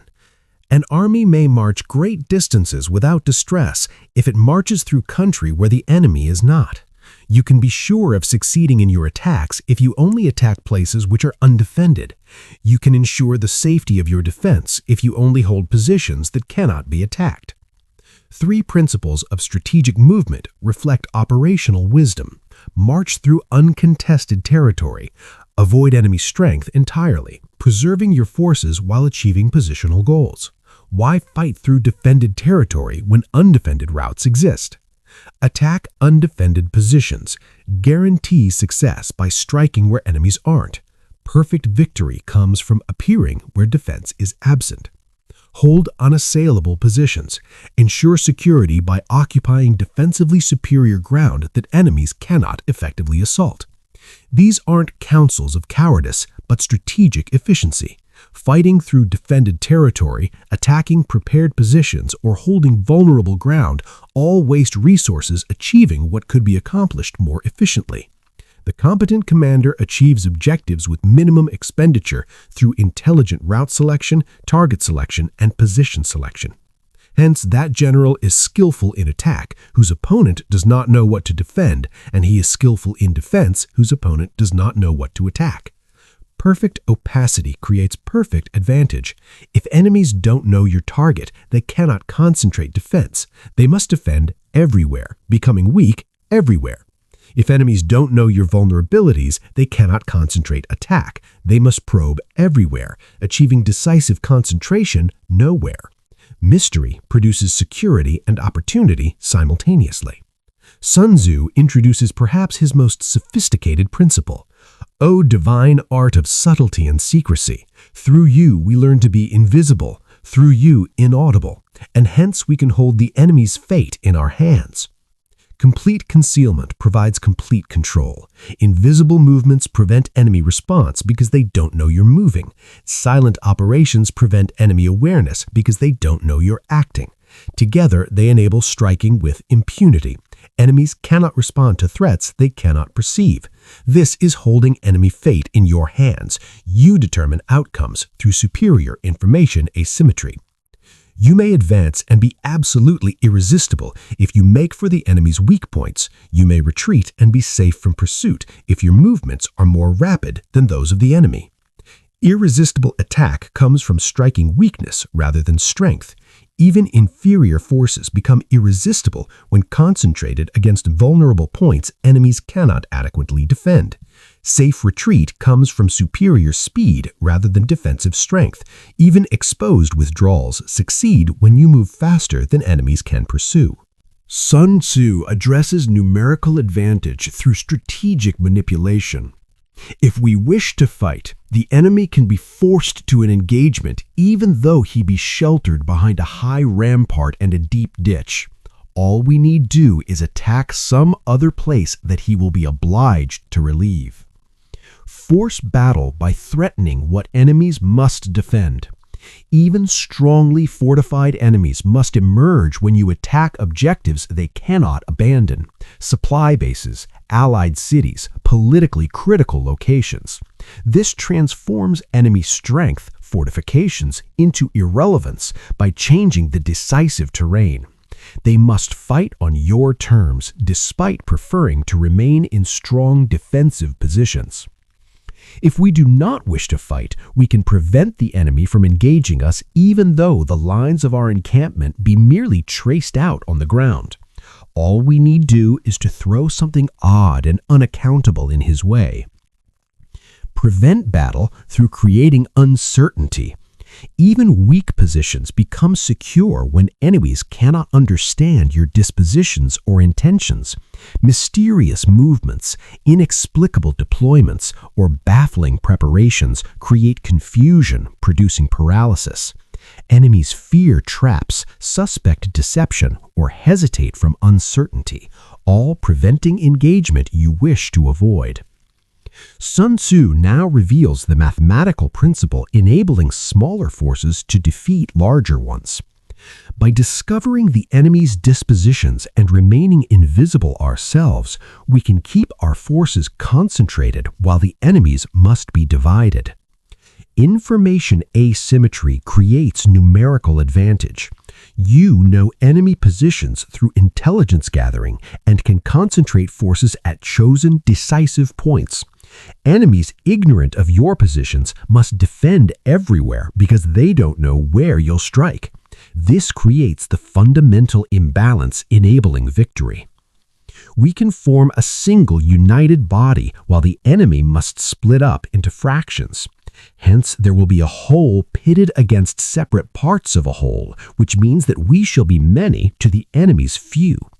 This is the crucial insight that transforms warfare from simple arithmetic into strategic calculation. Even with equal total strength, concentration creates local superiority. You mass forces at the chosen point, perhaps 50,000 troops concentrated for the decisive attack. Enemies spread forces across all potential targets, perhaps 10,000 defending each of 5 possible objectives. At the decisive point, you achieve 5-to-1 superiority, 50,000 versus 10,000, despite overall parity, 50,000 versus 50,000. This local superiority produces victory through overwhelming concentration against dispersed elements. This is how smaller armies defeat larger ones, by concentrating superior force at decisive points, while keeping enemy strength dispersed across multiple potential targets. And if we are able thus to attack an inferior force with a superior one, our opponents will be in dire straits. Local numerical superiority produces victory through overwhelming concentration against dispersed elements. This is how smaller armies defeat larger ones, by concentrating superior force at decisive points while keeping enemy strength dispersed across multiple potential targets. Sun Tzu emphasizes operational security. The spot where we intend to fight must not be made known, for then the enemy will have to prepare against a possible attack at several different points, and his forces being thus distributed in many directions, the numbers we shall have to face at any given point will be proportionately few. Concealing intentions forces enemies to defend everywhere, creating multiple weak points. If enemies know you'll attack the eastern gate, they concentrate there, making attack costly. If they don't know which gate you'll attack, they must defend all gates, making each defense weak enough to overcome. For should the enemy strengthen his van, he will weaken his rear. Should he strengthen his rear, he will weaken his van. Should he strengthen his left, he will weaken his right. Should he strengthen his right, he will weaken his left. If he sends reinforcements everywhere, he will everywhere be weak. This is zero-sum mathematics with finite forces. Strengthening one point requires weakening others. Enemies trying to be strong everywhere become weak everywhere because resources must be distributed rather than concentrated. Numerical weakness comes from having to prepare against possible attacks.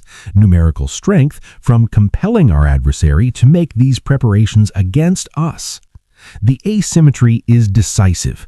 You choose where to attack and can concentrate forces there. Enemies must defend everywhere and thus are weak everywhere. Your knowledge creates their ignorance. Your concentration creates their dispersion. Your initiative creates their reaction. Sun Tzu addresses intelligence requirements. If we know the place and the date of battle, we can concentrate from the greatest distances to fight. But if neither time nor place be known, then the left wing will be impotent to succor the right equally impotent to succor the left, the van unable to relieve the rear, or the rear to support the van. Knowledge enables concentration. Knowing where and when to fight allows assembling dispersed forces at decisive points. Ignorance prevents mutual support even with nearby forces, because you don't know where concentration is needed until too late. Carefully compare the opposing army with your own, so that you may know where strength is superabundant and where it is deficient. Systematic comparison reveals relative advantages, enabling exploitation of favorable imbalances. Where are you stronger? Where weaker? Where is the enemy stronger? Where weaker? Understanding these patterns enables concentrating strength against enemy weakness while avoiding enemy strength. Sun Tzu introduces the water metaphor that becomes central to strategic thinking. Military tactics are like unto water, for water in its natural course runs away from high places and hastens downwards. So in war, the way is to avoid what is strong and strike at what is weak. Water provides perfect analogy. It flows around obstacles, seeking easiest paths. It adapts to terrain without fixed form. It's soft yet powerful, yielding yet persistent. Similarly, effective tactics avoid enemy strength. High ground water cannot surmount. Attack enemy weakness, low ground where water naturally flows, and adapt continuously to changing circumstances without rigid adherence to predetermined plans. Water shapes its course according to the nature of the ground over which it flows. The soldier works out his victory in relation to the foe whom he is facing. Therefore, just as water retains no constant shape, so in warfare there are no constant conditions. Warfare's fundamental characteristic is variability. Different enemies, different terrain, different circumstances demand different responses. What works against one opponent fails against another. What succeeds in mountains fails in plains. Water adapts perfectly to every container, every channel, every obstacle. Successful strategy adapts perfectly to every enemy, every terrain, every situation. He who can modify his tactics in relation to his opponent and thereby succeed in winning may be called a heaven-born captain. Ultimate excellence is complete adaptability. No fixed methods, no rigid plans, no predetermined approaches. Instead, continuous adaptation to specific circumstances produces victory. This requires understanding principles deeply enough to apply them flexibly rather than mechanically following procedures.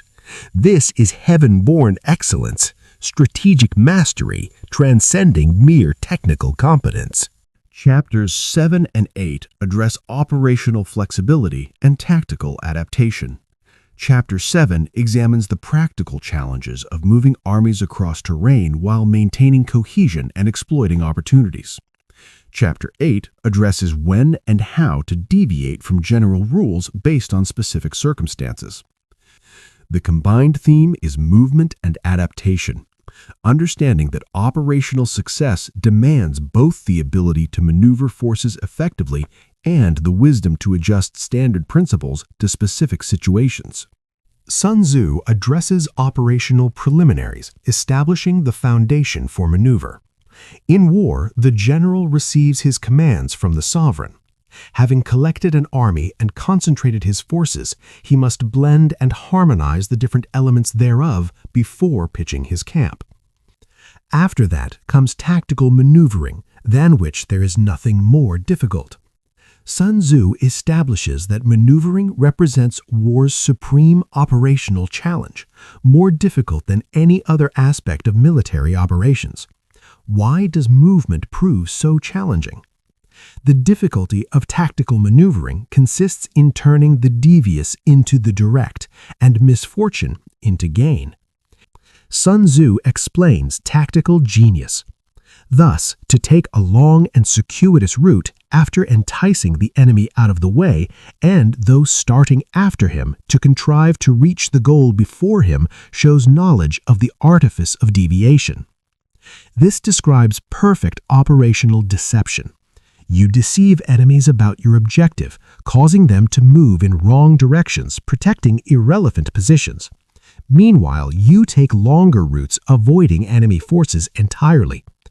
Even though you start later and travel farther, you arrive first because the enemy has been misdirected. You've turned indirect into direct through superior planning and systematic deception.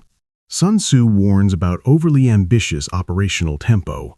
Maneuvering with an army is advantageous, with an undisciplined multitude, most dangerous.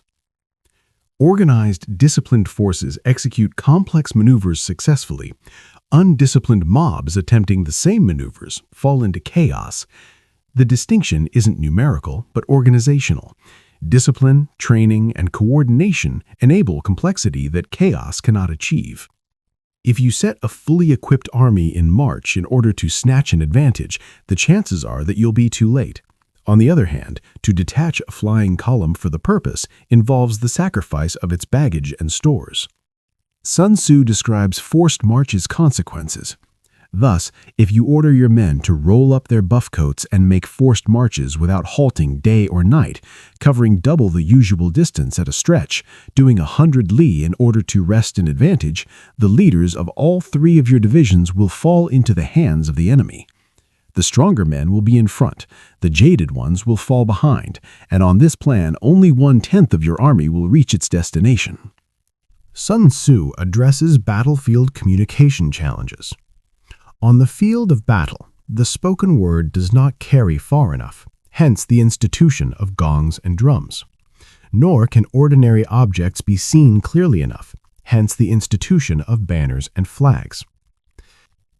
Gongs and drums, banners and flags are means whereby the ears and eyes of the host may be focused on one particular point.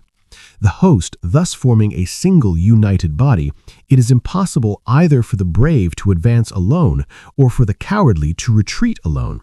This is the art of handling large masses of men. Unified signals prevent individual deviation. Brave soldiers cannot charge ahead independently. They must wait for the drum signal.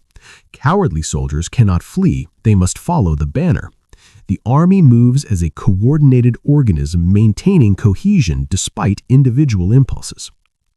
In night fighting, then, make much use of signal fires and drums, and in fighting by day, of flags and banners, as a means of influencing the ears and eyes of your army.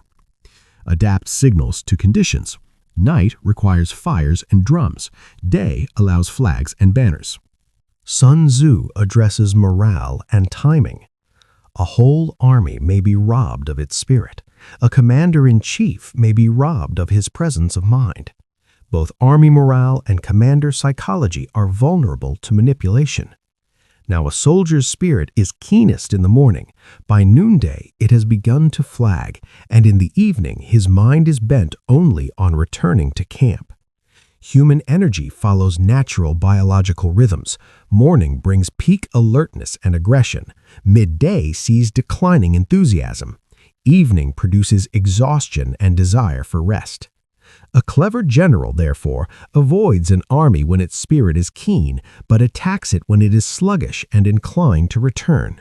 Exploit enemy energy cycles. Don't fight fresh morning troops. Wait until afternoon or evening when fatigue sets in and soldiers think about rest rather than combat. Sun Tzu provides tactical maxims. It is a military axiom not to advance uphill against the enemy, nor to oppose him when he comes downhill.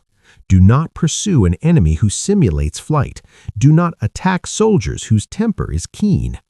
Terrain advantage matters enormously. Fighting uphill exhausts attackers, while enemy charging downhill gains momentum. Feigned retreats are traps. Eager soldiers fight fiercely. Do not swallow bait offered by the enemy. Do not interfere with an army that is returning home.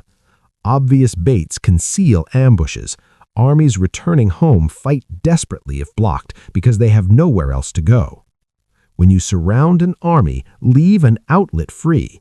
Do not press a desperate foe too hard. Completely surrounded enemies fight to the death because no alternative remains. Provide an escape route, and many will flee rather than fight, allowing the surrounded army to collapse without costly assault. Press desperate enemies too hard, and they become dangerous. Give them hope of survival, and resistance evaporates. Having addressed operational movement, Sun Tzu turns to tactical adaptation. Movement gets you to the right place, but adaptation ensures you respond appropriately to whatever circumstances you find there. Sun Tzu begins with terrain-based principles. When in difficult country, do not encamp. In country where high roads intersect, join hands with your allies. Do not linger in dangerously isolated positions. In hemmed-in situations, you must resort to stratagem. In desperate position, you must fight. Sun Tzu introduces radical principle. There are roads which must not be followed, armies which must not be attacked, towns which must be left alone, positions which must not be contested, commands of the sovereign which must not be obeyed. This is remarkable, explicit permission to disobey orders, 5 categories of necessary deviation. Roads not followed. Some routes invite disaster despite appearing direct because they're trapped, heavily defended, or strategically irrelevant.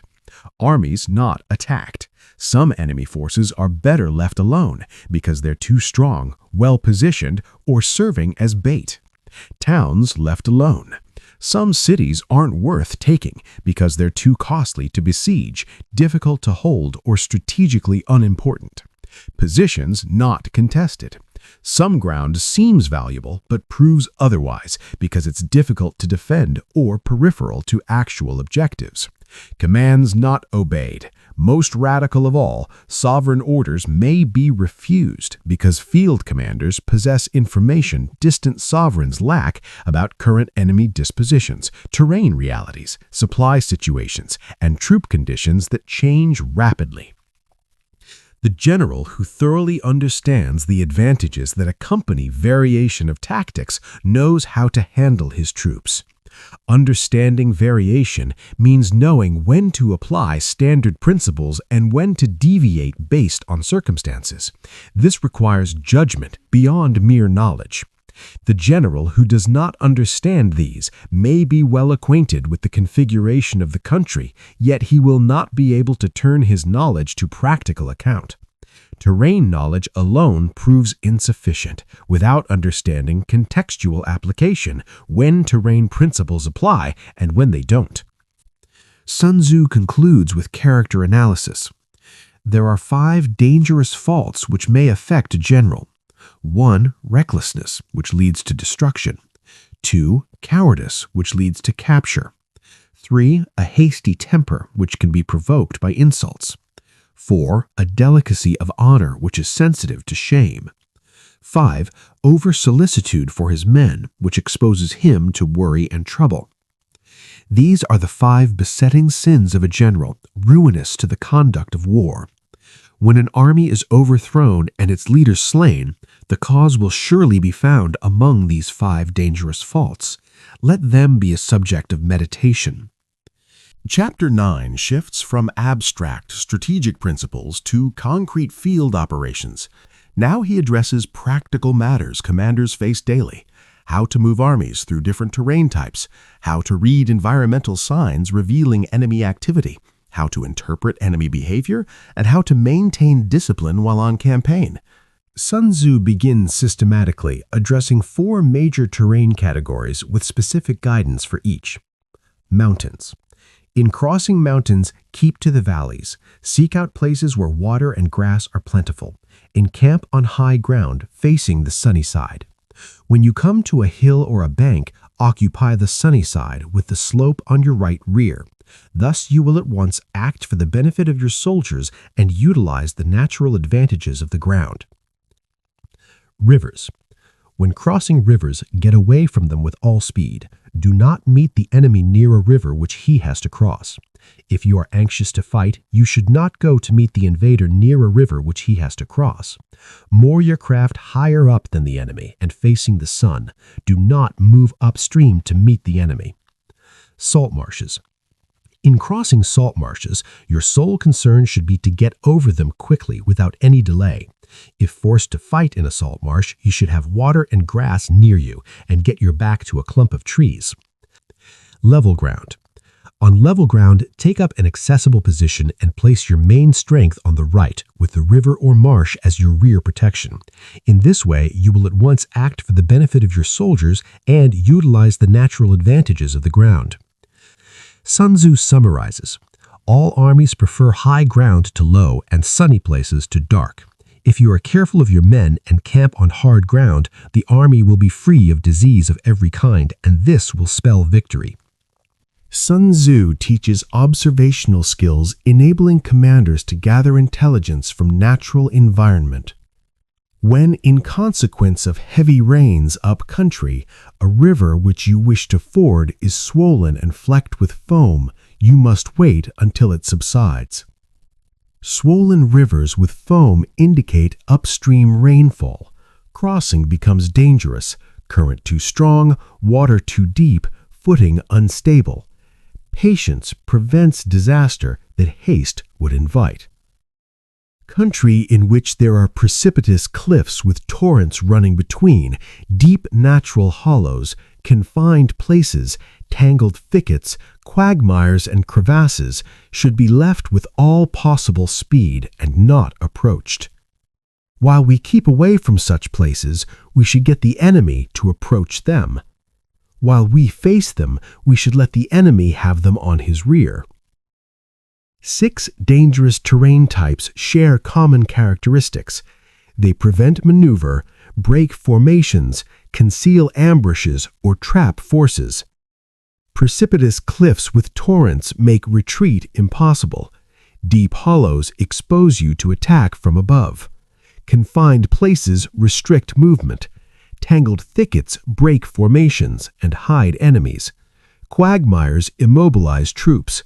Crevasses separate units. Dangerous terrain threatening your forces becomes advantageous when enemies occupy it instead.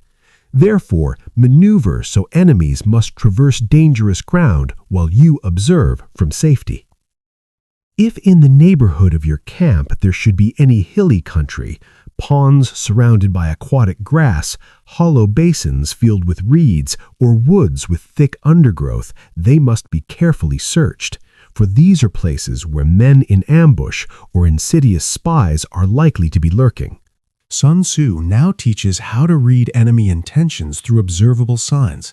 This is practical intelligence gathering requiring no spies, only careful observation and correct interpretation. When the enemy is close at hand and remains quiet, he is relying on the natural strength of his position. When he keeps aloof and tries to provoke a battle, he is anxious for the other side to advance. If his place of encampment is easy of access, he is tendering a bait. Movement among the trees of a forest shows that the enemy is advancing. The appearance of a number of screens in the midst of thick grass means that the enemy wishes to make us suspicious. The rising of birds in their flight is the sign of an ambush. Environmental disturbances reveal enemy activity. Trees moving unnaturally indicate troops advancing through forest. Screens or obstacles placed in grass suggest deception designed to slow your advance or reveal your scouts. Birds don't flee without cause. Sudden flight indicates hidden human presence below. Dust rising in high columns indicates the approach of chariots. When it spreads out low and wide, it betokens the advance of infantry. When dust rises in scattered trails, it shows that firewood is being collected. Sparse dust moving to and fro suggests the enemy is encamping. Humble words and increased preparations are signs that the enemy is about to advance. Violent language and driving forward as if to the attack are signs that he will retreat. Peace proposals unaccompanied by a sworn covenant indicate a plot. When the soldiers stand leaning on their spears, they are faint from want of food. If those who are sent to draw water begin by drinking themselves, the army is suffering for thirst. If the enemy sees an advantage to be gained and makes no effort to secure it, the soldiers are exhausted. Physical signs reveal enemy condition directly. When an army feeds its horses with grain and kills its cattle for food, and when the men do not hang their cooking pots over the campfires, showing that they will not return to their tents, you may know that they are determined to fight to the death.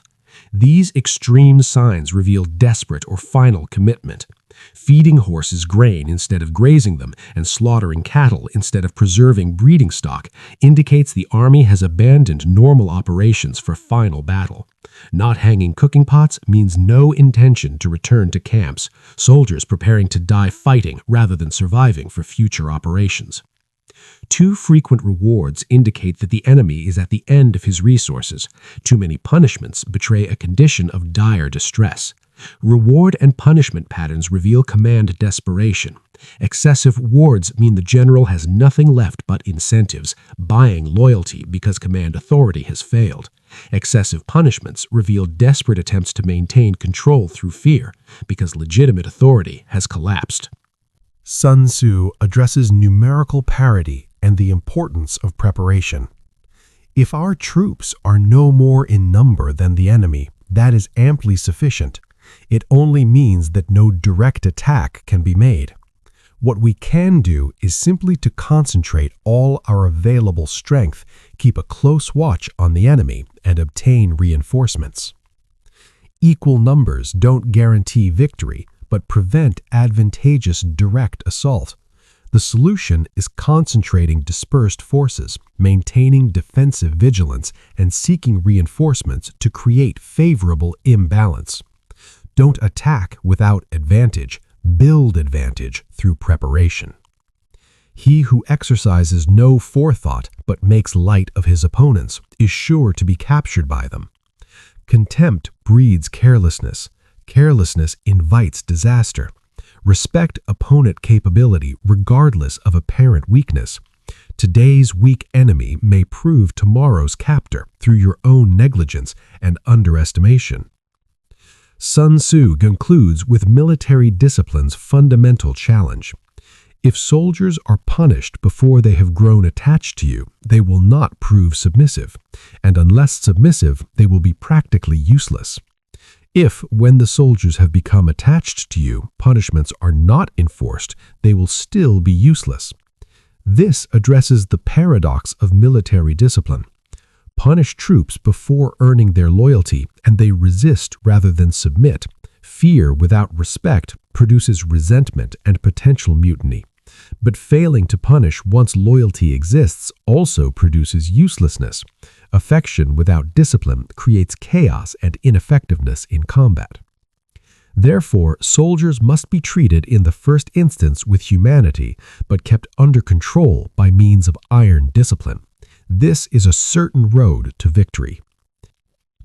If in training soldiers' commands are habitually enforced, the army will be well disciplined. If not, its discipline will be bad.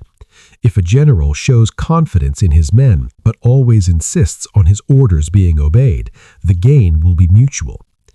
Discipline comes from consistency rather than severity. Habitually enforced commands create reliable obedience because soldiers learn exactly what happens when orders are followed or violated. Inconsistent enforcement produces unreliable response because soldiers never know which orders matter. Confidence in troops, combined with insistence on obedience, creates mutual benefit. Soldiers trust the general's judgment and competence, while the general trusts their execution and reliability. This reciprocal trust, built on clear expectations and consistent enforcement, produces effective armies. The army on the march is where abstract principles meet muddy reality, where brilliant plans encounter actual terrain, tired soldiers, limited intelligence, and unpredictable circumstances. Success requires operational competence beyond strategic vision, the ability to move forces effectively, interpret observable evidence correctly, maintain health and morale through proper camp selection, and enforce discipline humanely through balanced leadership. This is field command, practical wisdom enabling armies to function effectively under the stress and uncertainty of actual campaigns. Chapters 10 and 11 systematize terrain analysis and situational psychology. Chapter 10 identifies 6 tactical terrain types based on physical characteristics and 6 command calamities arising from leadership failures. Chapter 11 identifies 9 strategic situations based on operational depth and psychological pressure. The combined theme is ground, pressure, and decision. How physical space and psychological circumstance together determine appropriate action. Sun Tzu begins with tactical classification. Ground which can be freely traversed by both sides is called accessible. With regard to ground of this nature, be before the enemy in occupying the raised and sunny spots, and carefully guard your line of supplies. Then you will be able to fight with advantage. Accessible ground allows movement for both armies, open plains, broad valleys. Since both can maneuver freely, victory depends on positioning rather than terrain. Seize high, sunny ground first for observation and defensive advantage. Secure supply lines because accessible ground means enemies can interdict your logistics. First possession of key positions determines who fights advantageously. Ground which can be abandoned but is hard to reoccupy is called entangling. From a position of this sort, if the enemy is unprepared, you may sally forth and defeat him. But if the enemy is prepared for your coming and you fail to defeat him, then, return being impossible, disaster will ensue. Entangling ground is easy to leave but difficult to retake. Narrow defiles, fortified positions with single access. Only advance if enemies are unprepared and you're certain of victory. If you attack and fail, you cannot retreat because enemies occupy your former position. Entangling ground punishes failed attacks catastrophically. When the position is such that neither side will gain by making the first move, it is called temporizing ground. In a position of this sort, even though the enemy should offer us an attractive bait, it will be advisable not to stir forth, but rather to retreat, thus enticing the enemy in his turn. Sun Tzu begins with tactical classification. Ground which can be freely traversed by both sides is called accessible. With regard to ground of this nature, be before the enemy in occupying the raised and sunny spots, and carefully guard your line of supplies. Then you will be able to fight with advantage. Accessible ground allows movement for both armies, open plains, broad valleys. Since both can maneuver freely, victory depends on positioning rather than terrain. Seize high, sunny ground first for observation and defensive advantage. Secure supply lines because accessible ground means enemies can interdict your logistics. First possession of key positions determines who fights advantageously. Ground which can be abandoned but is hard to reoccupy is called entangling. From a position of this sort, if the enemy is unprepared, you may sally forth and defeat him. But if the enemy is prepared for your coming and you fail to defeat him, then, return being impossible, disaster will ensue. Entangling ground is easy to leave but difficult to retake. Narrow defiles, fortified positions with single access. Only advance if enemies are unprepared and you're certain of victory. If you attack and fail, you cannot retreat because enemies occupy your former position. Entangling ground punishes failed attacks catastrophically. When the position is such that neither side will gain by making the first move, it is called temporizing ground. In a position of this sort, even though the enemy should offer us an attractive bait, it will be advisable not to stir forth, but rather to retreat, thus enticing the enemy in his turn. Then, when part of his army has come out, we may deliver our attack with advantage. Temporizing ground offers no first move advantage. Whoever moves first loses. If enemy is offered bait, don't take it.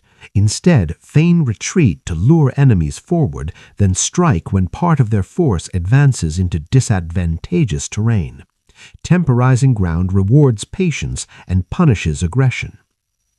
With regard to narrow passes, if you can occupy them first, let them be strongly garrisoned and await the advent of the enemy. Should the army forestall you in occupying a pass, do not go after him if the pass is fully garrisoned, but only if it is weakly held. Narrow passes are choke points where few defenders hold against many attackers. If you occupy first, garrison strongly and wait. If enemies occupy first, assess garrison strength. Don't attack strongly held passes, but attack weakly held ones before enemies reinforce. With regard to precipitous heights, if you were beforehand with your adversary, you should occupy the raised and sunny spots and there wait for him to come up. If the enemy has occupied them before you, do not follow him, but retreat and try to entice him away. Precipitous heights are steep, defensible positions. If you occupy first, take high, sunny ground and wait. Enemies attacking uphill exhaust themselves. If enemies occupy heights first, don't attack upward, retreat and lure them down to level ground. If you are situated at a great distance from the enemy and the strength of the two armies is equal, it is not easy to provoke a battle, and fighting will be to your disadvantage. Positions at distance with equal forces create stalemate. Whoever advances first exhausts troops, while stationary enemies remain fresh. Distance with equal strength prevents advantageous battle. Sun Tzu turns from terrain to leadership failures. Now an army is exposed to 6 several calamities, not arising from natural causes, but from faults for which the general is responsible. These are 1. Flight, 2. Insubordination, 3. Collapse, 4. Ruin, 5. Disorganization, and 6. Rout. 1. Flight results from attacking with overwhelming numerical disadvantage. 1 against 10 produces inevitable retreat. 2. Insubordination occurs when soldiers are strong but officers weak. Troops ignore incompetent leaders. 3. Collapse is the inverse. Strong officers with weak soldiers cannot execute plans. 4. Ruin results from insubordinate senior officers who engage independently without coordination. 5. Disorganization stems from weak command authority and unclear orders. 6. Rout results from misjudging relative strength, committing inferior forces against superior enemies. These are 6 ways of courting defeat, which must be carefully noted by the general who has attained a responsible post. Sun Tzu emphasizes knowledge and preparation. The natural formation of the country is the soldier's best ally, but a power of estimating the adversary, of controlling the forces of victory, and of shrewdly calculating difficulties, dangers, and distances constitutes the test of a great general. Terrain provides advantage, but only to generals who understand it and combine terrain knowledge with accurate enemy assessment and shrewd calculation. If fighting is sure to result in victory, then you must fight, even if the ruler forbid it. If fighting will not result in victory, then you must not fight, even at the ruler's bidding. Field commanders must exercise professional judgment. If tactical conditions guarantee victory, fight regardless of orders. If tactical conditions guarantee defeat, refuse battle regardless of orders. Regard your soldiers as your children, and they will follow you into the deepest valleys. Look upon them as your own beloved sons, and they will stand by you even unto death. If, however, you are indulgent, but unable to make your authority felt, kind-hearted, but unable to enforce your commands, and incapable, moreover, of quelling disorder, then your soldiers must be likened to spoiled children. They are useless for any practical purpose. Genuine care produces loyalty, but care without discipline produces useless troops. Balance is essential. Sun Tzu concludes, if you know the enemy and know yourself, you need not fear the result of 100 battles. If you know yourself but not the enemy, for every victory gained, you will also suffer a defeat. If you know neither the enemy nor yourself, you will succumb in every battle. Complete knowledge of self, enemy, and terrain guarantees victory. Partial knowledge produces mixed results. No knowledge guarantees defeat. Having addressed tactical terrain, Sun Tzu turns to strategic situations based on operational depth and psychological pressure. The art of war recognizes 9 varieties of ground. 1. Dispersive ground. 2. Facile ground. 3. Contentious ground. 4. Open ground. 5. Ground of intersecting highways. 6. Serious ground. 7. Difficult ground. 8. Hemmed-in ground. 9. Desperate ground. These progress from least to most dangerous, from nearest home to deepest in enemy territory. 1. Dispersive ground is your own territory where soldiers fight near homes. Troops think about families, dissolving unity. 2. Facile ground is shallow penetration where retreat remains easy and commitment shallow. 3. Contentious ground is strategically valuable terrain both sides desperately want. 4. Open ground allows free movement for both armies. 5. Ground of intersecting highways is strategically central territory bordering multiple states, enabling alliances. 6. Serious ground is deep enemy penetration with fortified positions behind you. Retreat becomes practically impossible. 7. Difficult ground is physically challenging terrain, mountains, forests, swamps. 8. Hemmed-in ground is partially trapped terrain accessible only through narrow passages. 9. Desperate ground is complete entrapment with no escape. Each situation demands specific response. Don't fight on dispersive ground. Soldiers near home lack focus. Don't halt on facile ground. Keep moving to deepen commitment. Don't attack first on contentious ground. Let enemies exhaust themselves. Form alliances on intersecting highways. Plunder on serious ground. Sustain army with enemy resources. Keep moving through difficult ground. Use stratagem on hemmed-in ground. Fight on desperate ground. Complete entrapment leaves no alternative. Sun Tzu addresses deep invasion. The general principles of invading hostile territory are these. The further you penetrate, the greater will be the solidarity of your troops, and thus the defenders will not prevail against you. Deep invasion produces cohesion through necessity. Soldiers far from home cannot desert easily. Survival requires unity. Throw your soldiers into positions whence there is no escape, and they will prefer death to flight. If they will face death, there is nothing they may not achieve. This is desperate ground applied deliberately. Place soldiers where survival requires victory, and ordinary men become heroes. Soldiers, when in desperate straits, lose the sense of fear. If there is no place of refuge, they will stand firm. If they are in hostile country, they will show a stubborn front. If there is no help for it, they will fight hard. Fear requires alternatives. Eliminate retreat, and fear transforms into determination. Thus, without waiting to be marshaled, the soldiers will be constantly on the alert. Without waiting to be asked, they will do your will. Without restrictions, they will be faithful. Without giving orders, they can be trusted. Desperate circumstances produce spontaneous discipline because survival requires initiative. Sun Tzu addresses morale. Prohibit the taking of omens and do away with superstitious doubts. Then, until death itself comes, no calamity need be feared.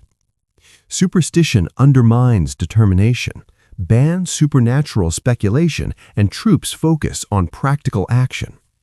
On the day they are ordered out to battle, your soldiers may weep, those sitting up bedewing their garments, and those lying down letting the tears run down their cheeks. But let them once be brought to bay, and they will display the courage of a Chu or a Kuei. Soldiers weep before battle from recognizing mortality, but these same soldiers, once committed to desperate circumstances, fight with legendary courage. Emotion before battle doesn't predict behavior during battle. Sun Tzu uses the Shui-Jan snake analogy. The skillful tactician may be likened to the Shui-Jan. Now, the Shui-Jan is a snake that is found in the Chang Mountains. Strike at its head, and you will be attacked by its tail. Strike at its tail, and you will be attacked by its head. Strike at its middle, and you will be attacked by head and tail at once.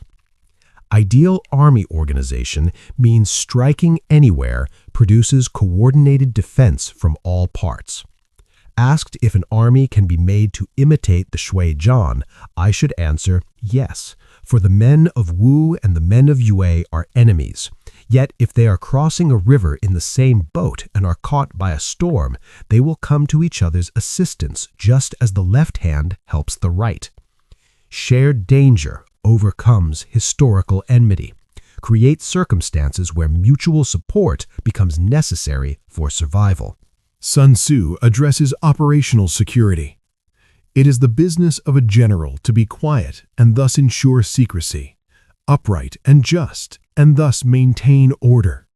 He must be able to mystify his officers and men by false reports and appearances, and thus keep them in total ignorance. Soldiers cannot reveal what they don't know. By altering his arrangements and changing his plans, he keeps the enemy without definite knowledge. By shifting his camp and taking circuitous routes, he prevents the enemy from anticipating his purpose. Constant change prevents enemy pattern recognition.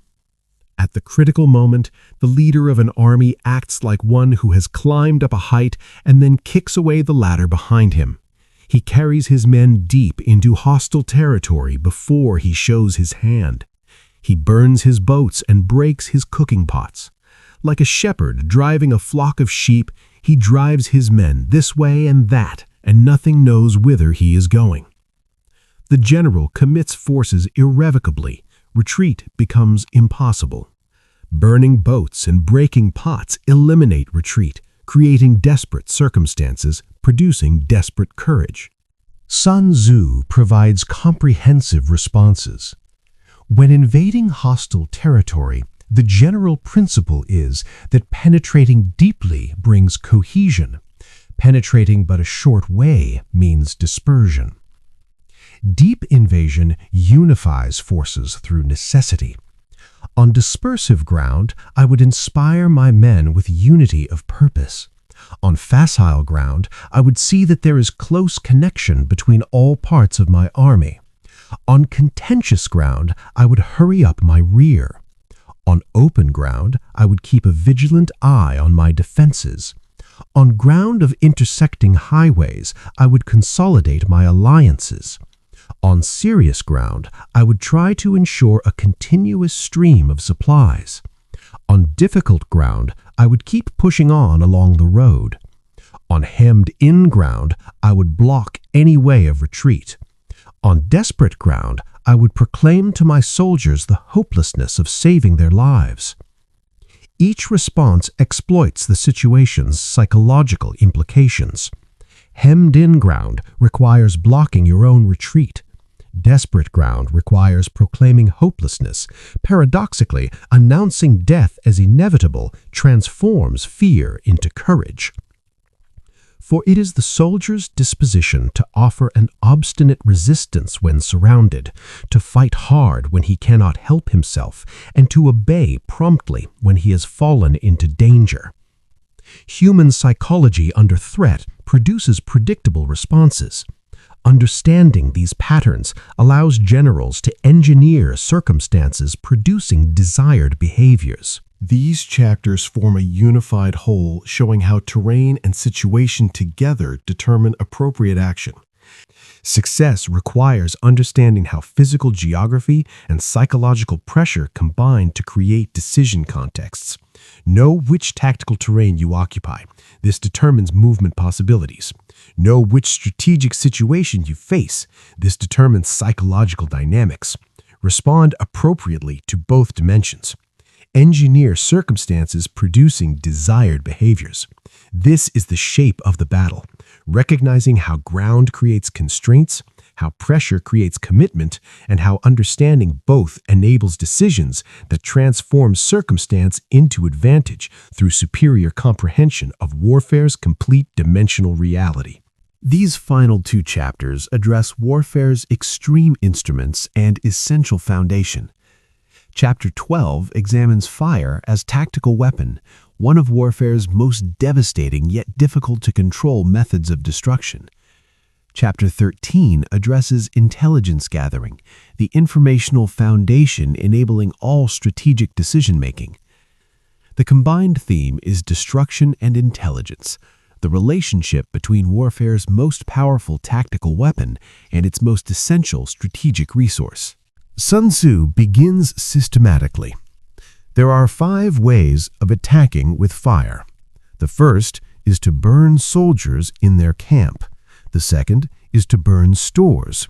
The third is to burn baggage trains. The fourth is to burn arsenals and magazines. The fifth is to hurl dropping fire amongst the enemy. In order to carry out an attack, we must have means available. The material for raising fire should always be kept in readiness. Fire attacks require preparation. Combustible materials, oils, pitch must be stockpiled. There is a proper season for making attacks with fire and special days for starting a conflagration. The proper season is when the weather is very dry. The special days are those when the moon is in the constellations of the sieve, the wall, the wing, or the crossbar, for these 4 are all days of rising wind. Timing matters enormously. Ancient Chinese astronomical observation identified lunar positions correlating with high winds. The principle: fire attacks succeed when conditions favor fire spread. Dry weather provides fuel. Wind spreads flames rapidly. Sun Tzu addresses tactical responses. 1. When fire breaks out inside the enemy's camp, respond at once with an attack from without. If fire starts within enemy positions, attack immediately from outside. Dual threats, flames inside and assault outside, create confusion, preventing organized resistance. 2. If there is an outbreak of fire, but the enemy's soldiers remain quiet, bide your time and do not attack. But if enemy soldiers remain disciplined despite fire, don't attack. The fire hasn't created expected chaos. Enemy organization remains intact. 3. When the force of the flames has reached its height, follow it up with an attack, if that is practicable. If not, stay where you are. Attack when fire reaches maximum intensity if conditions favor it. Peak flames create maximum confusion, but if tactical conditions don't favor assault despite fire intensity, don't force engagement. 4. If it is possible to make an assault with fire from outside enemy positions, don't wait hoping for internal fires. External fire attacks provide control over timing. 5. When you start a fire, be to windward of it. Do not attack from the leeward. Fundamental safety principle: stay upwind of fires you set. Attacking from downwind means advancing through smoke and fighting fires spreading toward you. A wind that rises in the daytime lasts long, but a night breeze soon falls. Daytime winds are stronger and more sustained, better for fire attacks needing prolonged burning. Night breezes are brief and variable, less reliable. Hence, those who use fire as an aid to the attack show intelligence. Those who use water as an aid to the attack gain an accession of strength. Fire destroys completely. Water augments strength by blocking movement or destroying earthworks.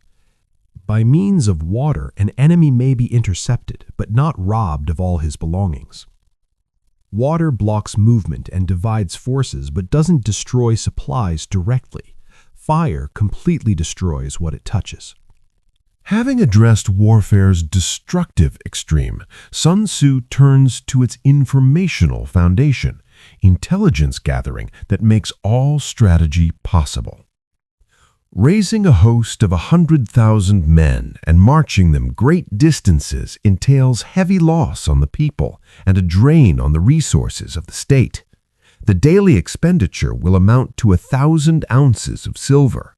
There will be commotion at home and abroad, and men will drop down exhausted on the highways.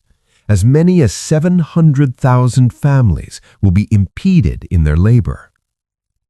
War is enormously expensive. 100,000 soldiers require food, equipment, weapons, transport. Families lose farmers to military service. Trade disrupts. The economic cost extends far beyond direct military expenditure. Hostile armies may face each other for years, striving for the victory which is decided in a single day. This being so, to remain in ignorance of the enemy's condition simply because one grudges the outlay of 100 ounces of silver in honors and emoluments is the height of inhumanity. The devastating irony: armies costing thousands of ounces daily face each other for years with outcomes decided in brief engagements. Yet commanders refuse to spend hundreds of ounces on intelligence gathering, a tiny fraction of war's cost. This isn't frugality, but foolishness and cruelty. Soldiers die from commanders' ignorance. One who acts thus is no leader of men, no present help to his sovereign, no master of victory. Such commanders fail on every dimension. They don't lead, soldiers die needlessly. They don't help sovereigns, they waste national resources. They don't master victory. Ignorance produces defeat. Thus, what enables the wise sovereign and the good general to strike and conquer and achieve things beyond the reach of ordinary men is foreknowledge. Foreknowledge, advanced intelligence about enemy conditions, separates genius from mediocrity. Exceptional victories don't result from courage, numbers, or equipment. They result from knowing what others don't know.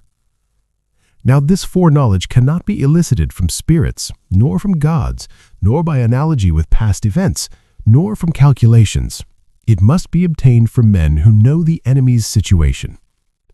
4 rejected sources: supernatural revelation, historical patterns, pure deduction.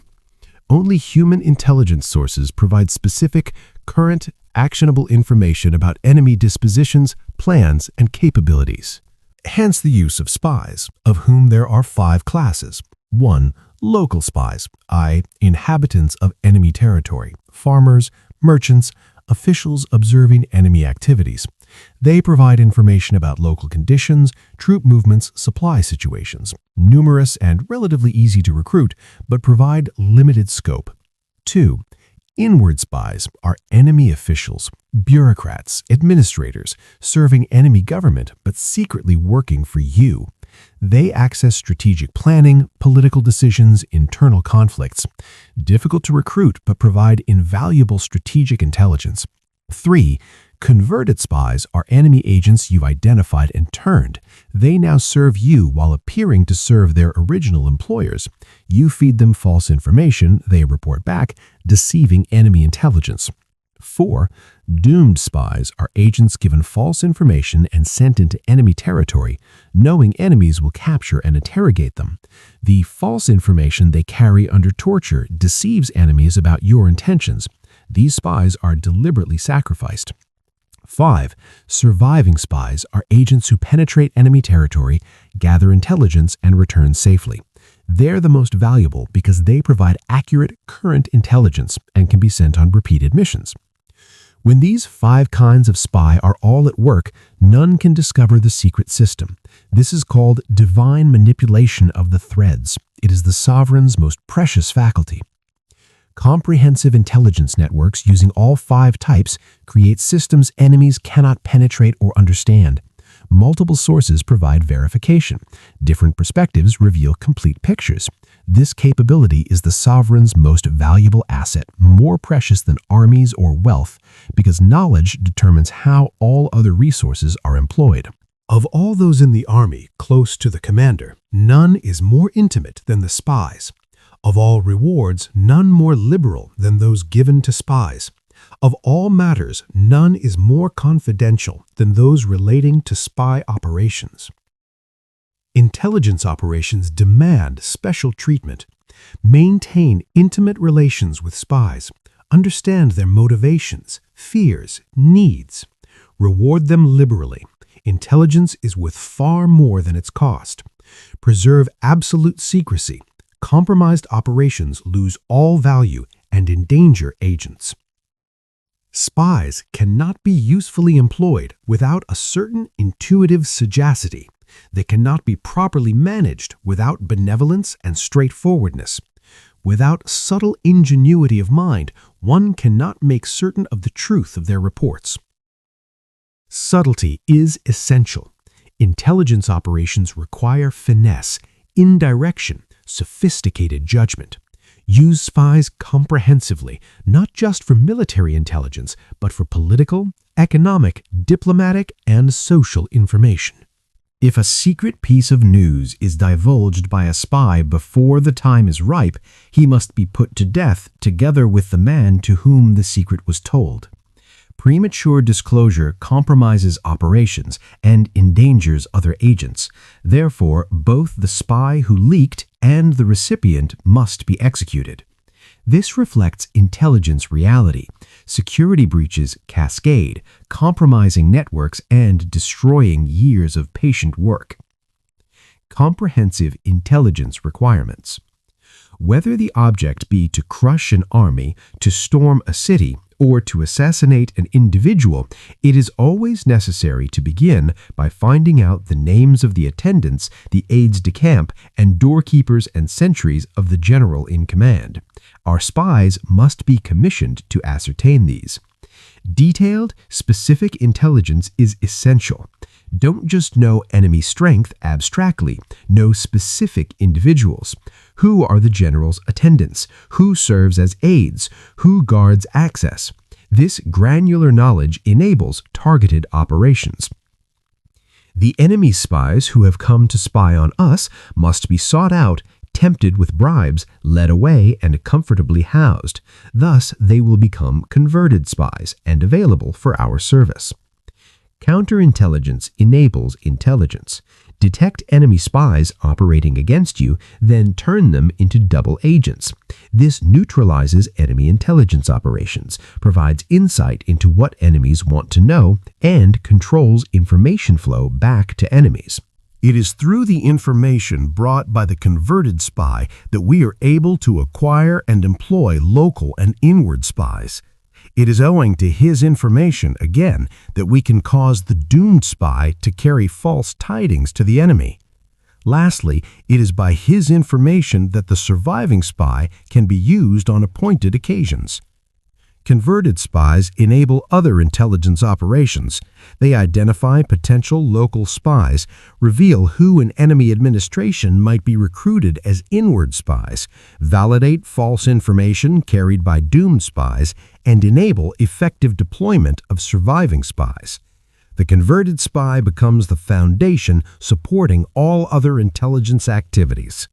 Sun Tzu concludes, "Hence it is that which none in the whole army are more intimate relations to be maintained than with spies. None should be more liberally rewarded. In no other business should greater secrecy be preserved." After explaining all 5 spy types, their interactions, and their strategic value, Sun Tzu re-emphasizes, maintain closest relationships with spies, reward them most generously, preserve strictest secrecy about intelligence operations. This isn't merely practical advice, it's strategic prioritization. Intelligence operations deserve more attention, resources, and protection than any other military activity because they determine whether all other activities succeed or fail. The end and aim of spying in all its 5 varieties is knowledge of the enemy, and this knowledge can only be derived, in the first instance, from the converted spy.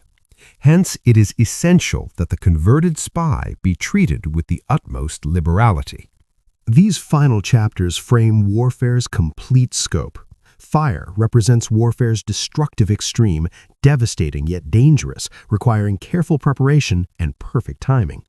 Intelligence represents warfare's informational foundation, essential yet subtle, requiring patient cultivation and sophisticated management.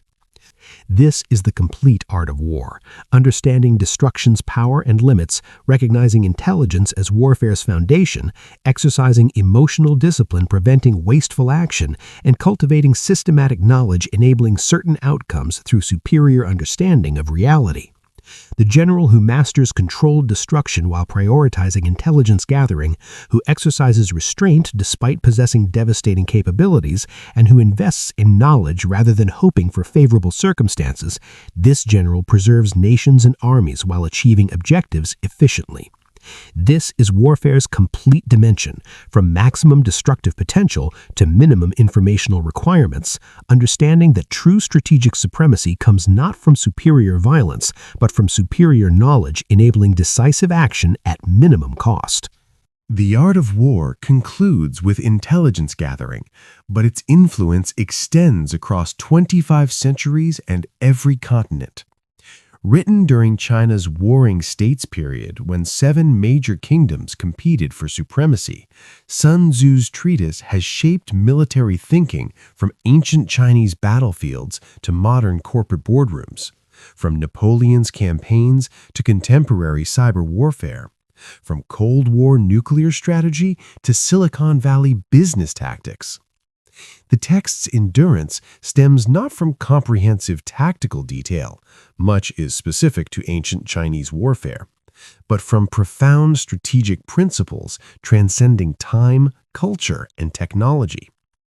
Its genius lies in addressing fundamental competitive challenges that remain constant regardless of tools employed or contexts faced.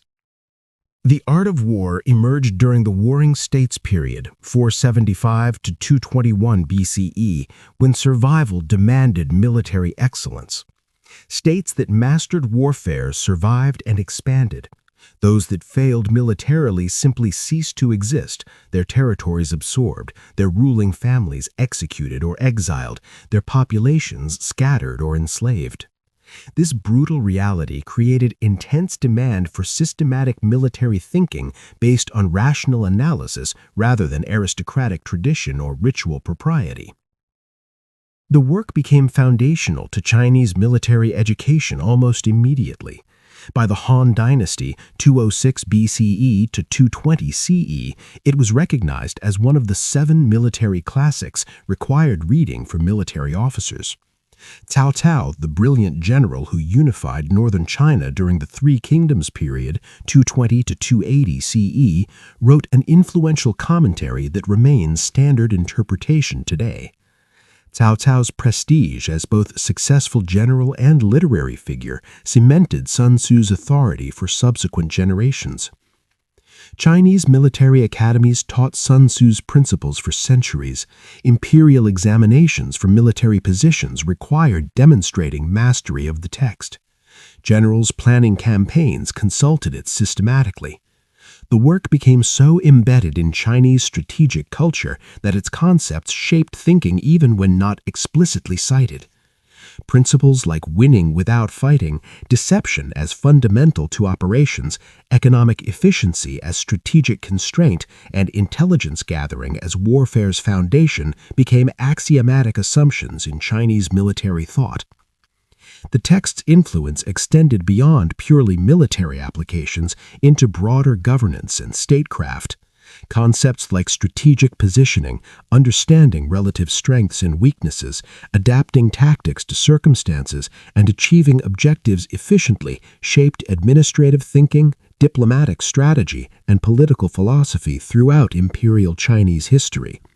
The work influenced how Chinese civilization conceived of conflict, competition, and strategic interaction across all domains. The art of war remained largely unknown outside East Asia until French Jesuit missionary Jean-Joseph Marie Amiot translated it into French in 1772. However, this early translation reached limited European audience and generated minimal impact on Western military thinking, still dominated by Napoleonic concepts emphasizing massed armies, decisive battles, and frontal assaults. Widespread Western military adoption didn't occur until the 20th century, when multiple English translations appeared, most notably Lionel Giles' 1910 translation, which became the standard reference for decades. World War I's catastrophic bloodshed, millions dead from trench warfare, artillery barrages, and futile frontal assaults demonstrated that industrial-age warfare demanded new strategic frameworks beyond 19th century European military doctrine. Sun Tzu's emphasis on avoiding direct confrontation, using deception systematically, winning through positioning rather than attrition, and achieving objectives efficiently, offered alternative conceptual frameworks to the costly approaches that had produced unprecedented casualties on the Western Front. Military theorists searching for alternatives to attritional warfare found in Sun Tzu principles suggesting paths to victory that didn't require mutual slaughter on industrial scales. World War II saw increased interest as military theorists sought principles applicable to mechanized warfare, global logistics, and combined arms operations. The war's scope, spanning continents and oceans, involving millions of troops, requiring coordination across unprecedented scales, seemed to demand strategic thinking beyond tactical battlefield maneuvers. Sun Tzu's strategic frameworks, addressing comprehensive planning, economic constraints, and psychological factors, provided useful lenses for analyzing modern total war. The Cold War dramatically amplified Sun Tzu's influence in Western military thinking. Nuclear weapons made total war between superpowers potentially civilization-ending, requiring strategies for competition and conflict short of direct military confrontation. Sun Tzu's principles, winning without fighting, indirect approaches, psychological operations, systematic deception, and achieving objectives through positioning rather than violence, provided frameworks perfectly suited to Cold War competition, where direct conflict risked nuclear annihilation. Political strategists and campaign managers discovered Sun Tzu's relevance to electoral campaigns, legislative battles, and diplomatic negotiations.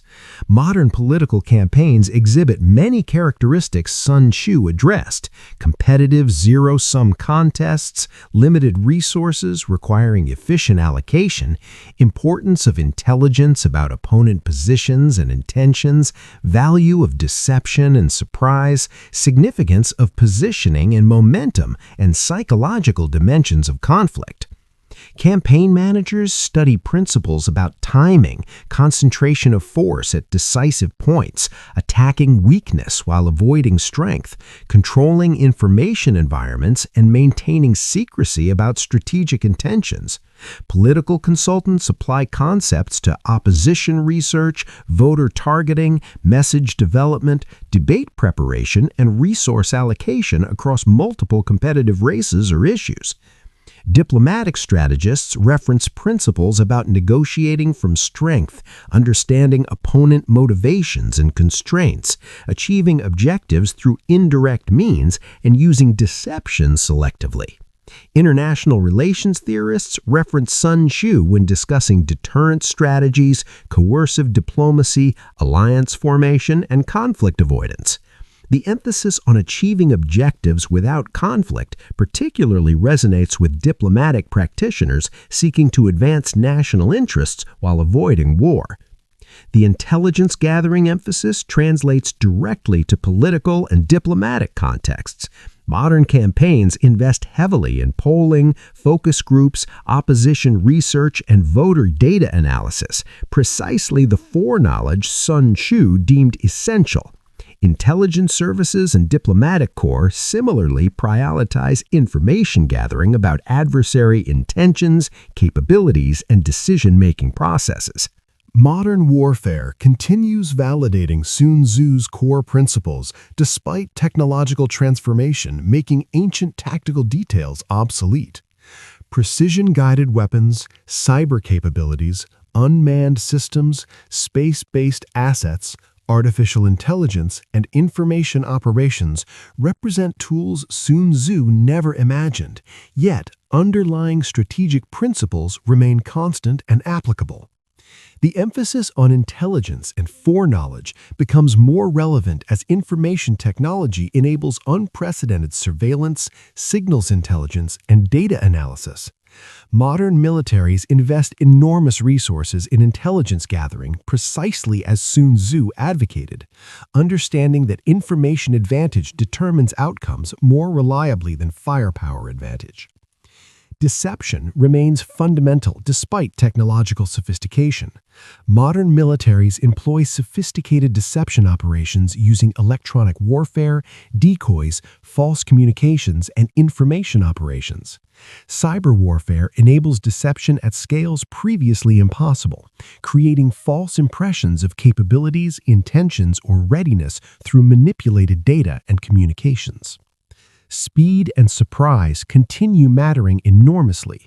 Modern precision weapons enable striking anywhere globally within hours, but strategic value comes from attacking before enemies can respond, precisely Sun Tzu's emphasis on attacking unprepared enemies at unexpected times and places. Avoiding enemy strength while attacking weakness translates directly to modern asymmetric warfare.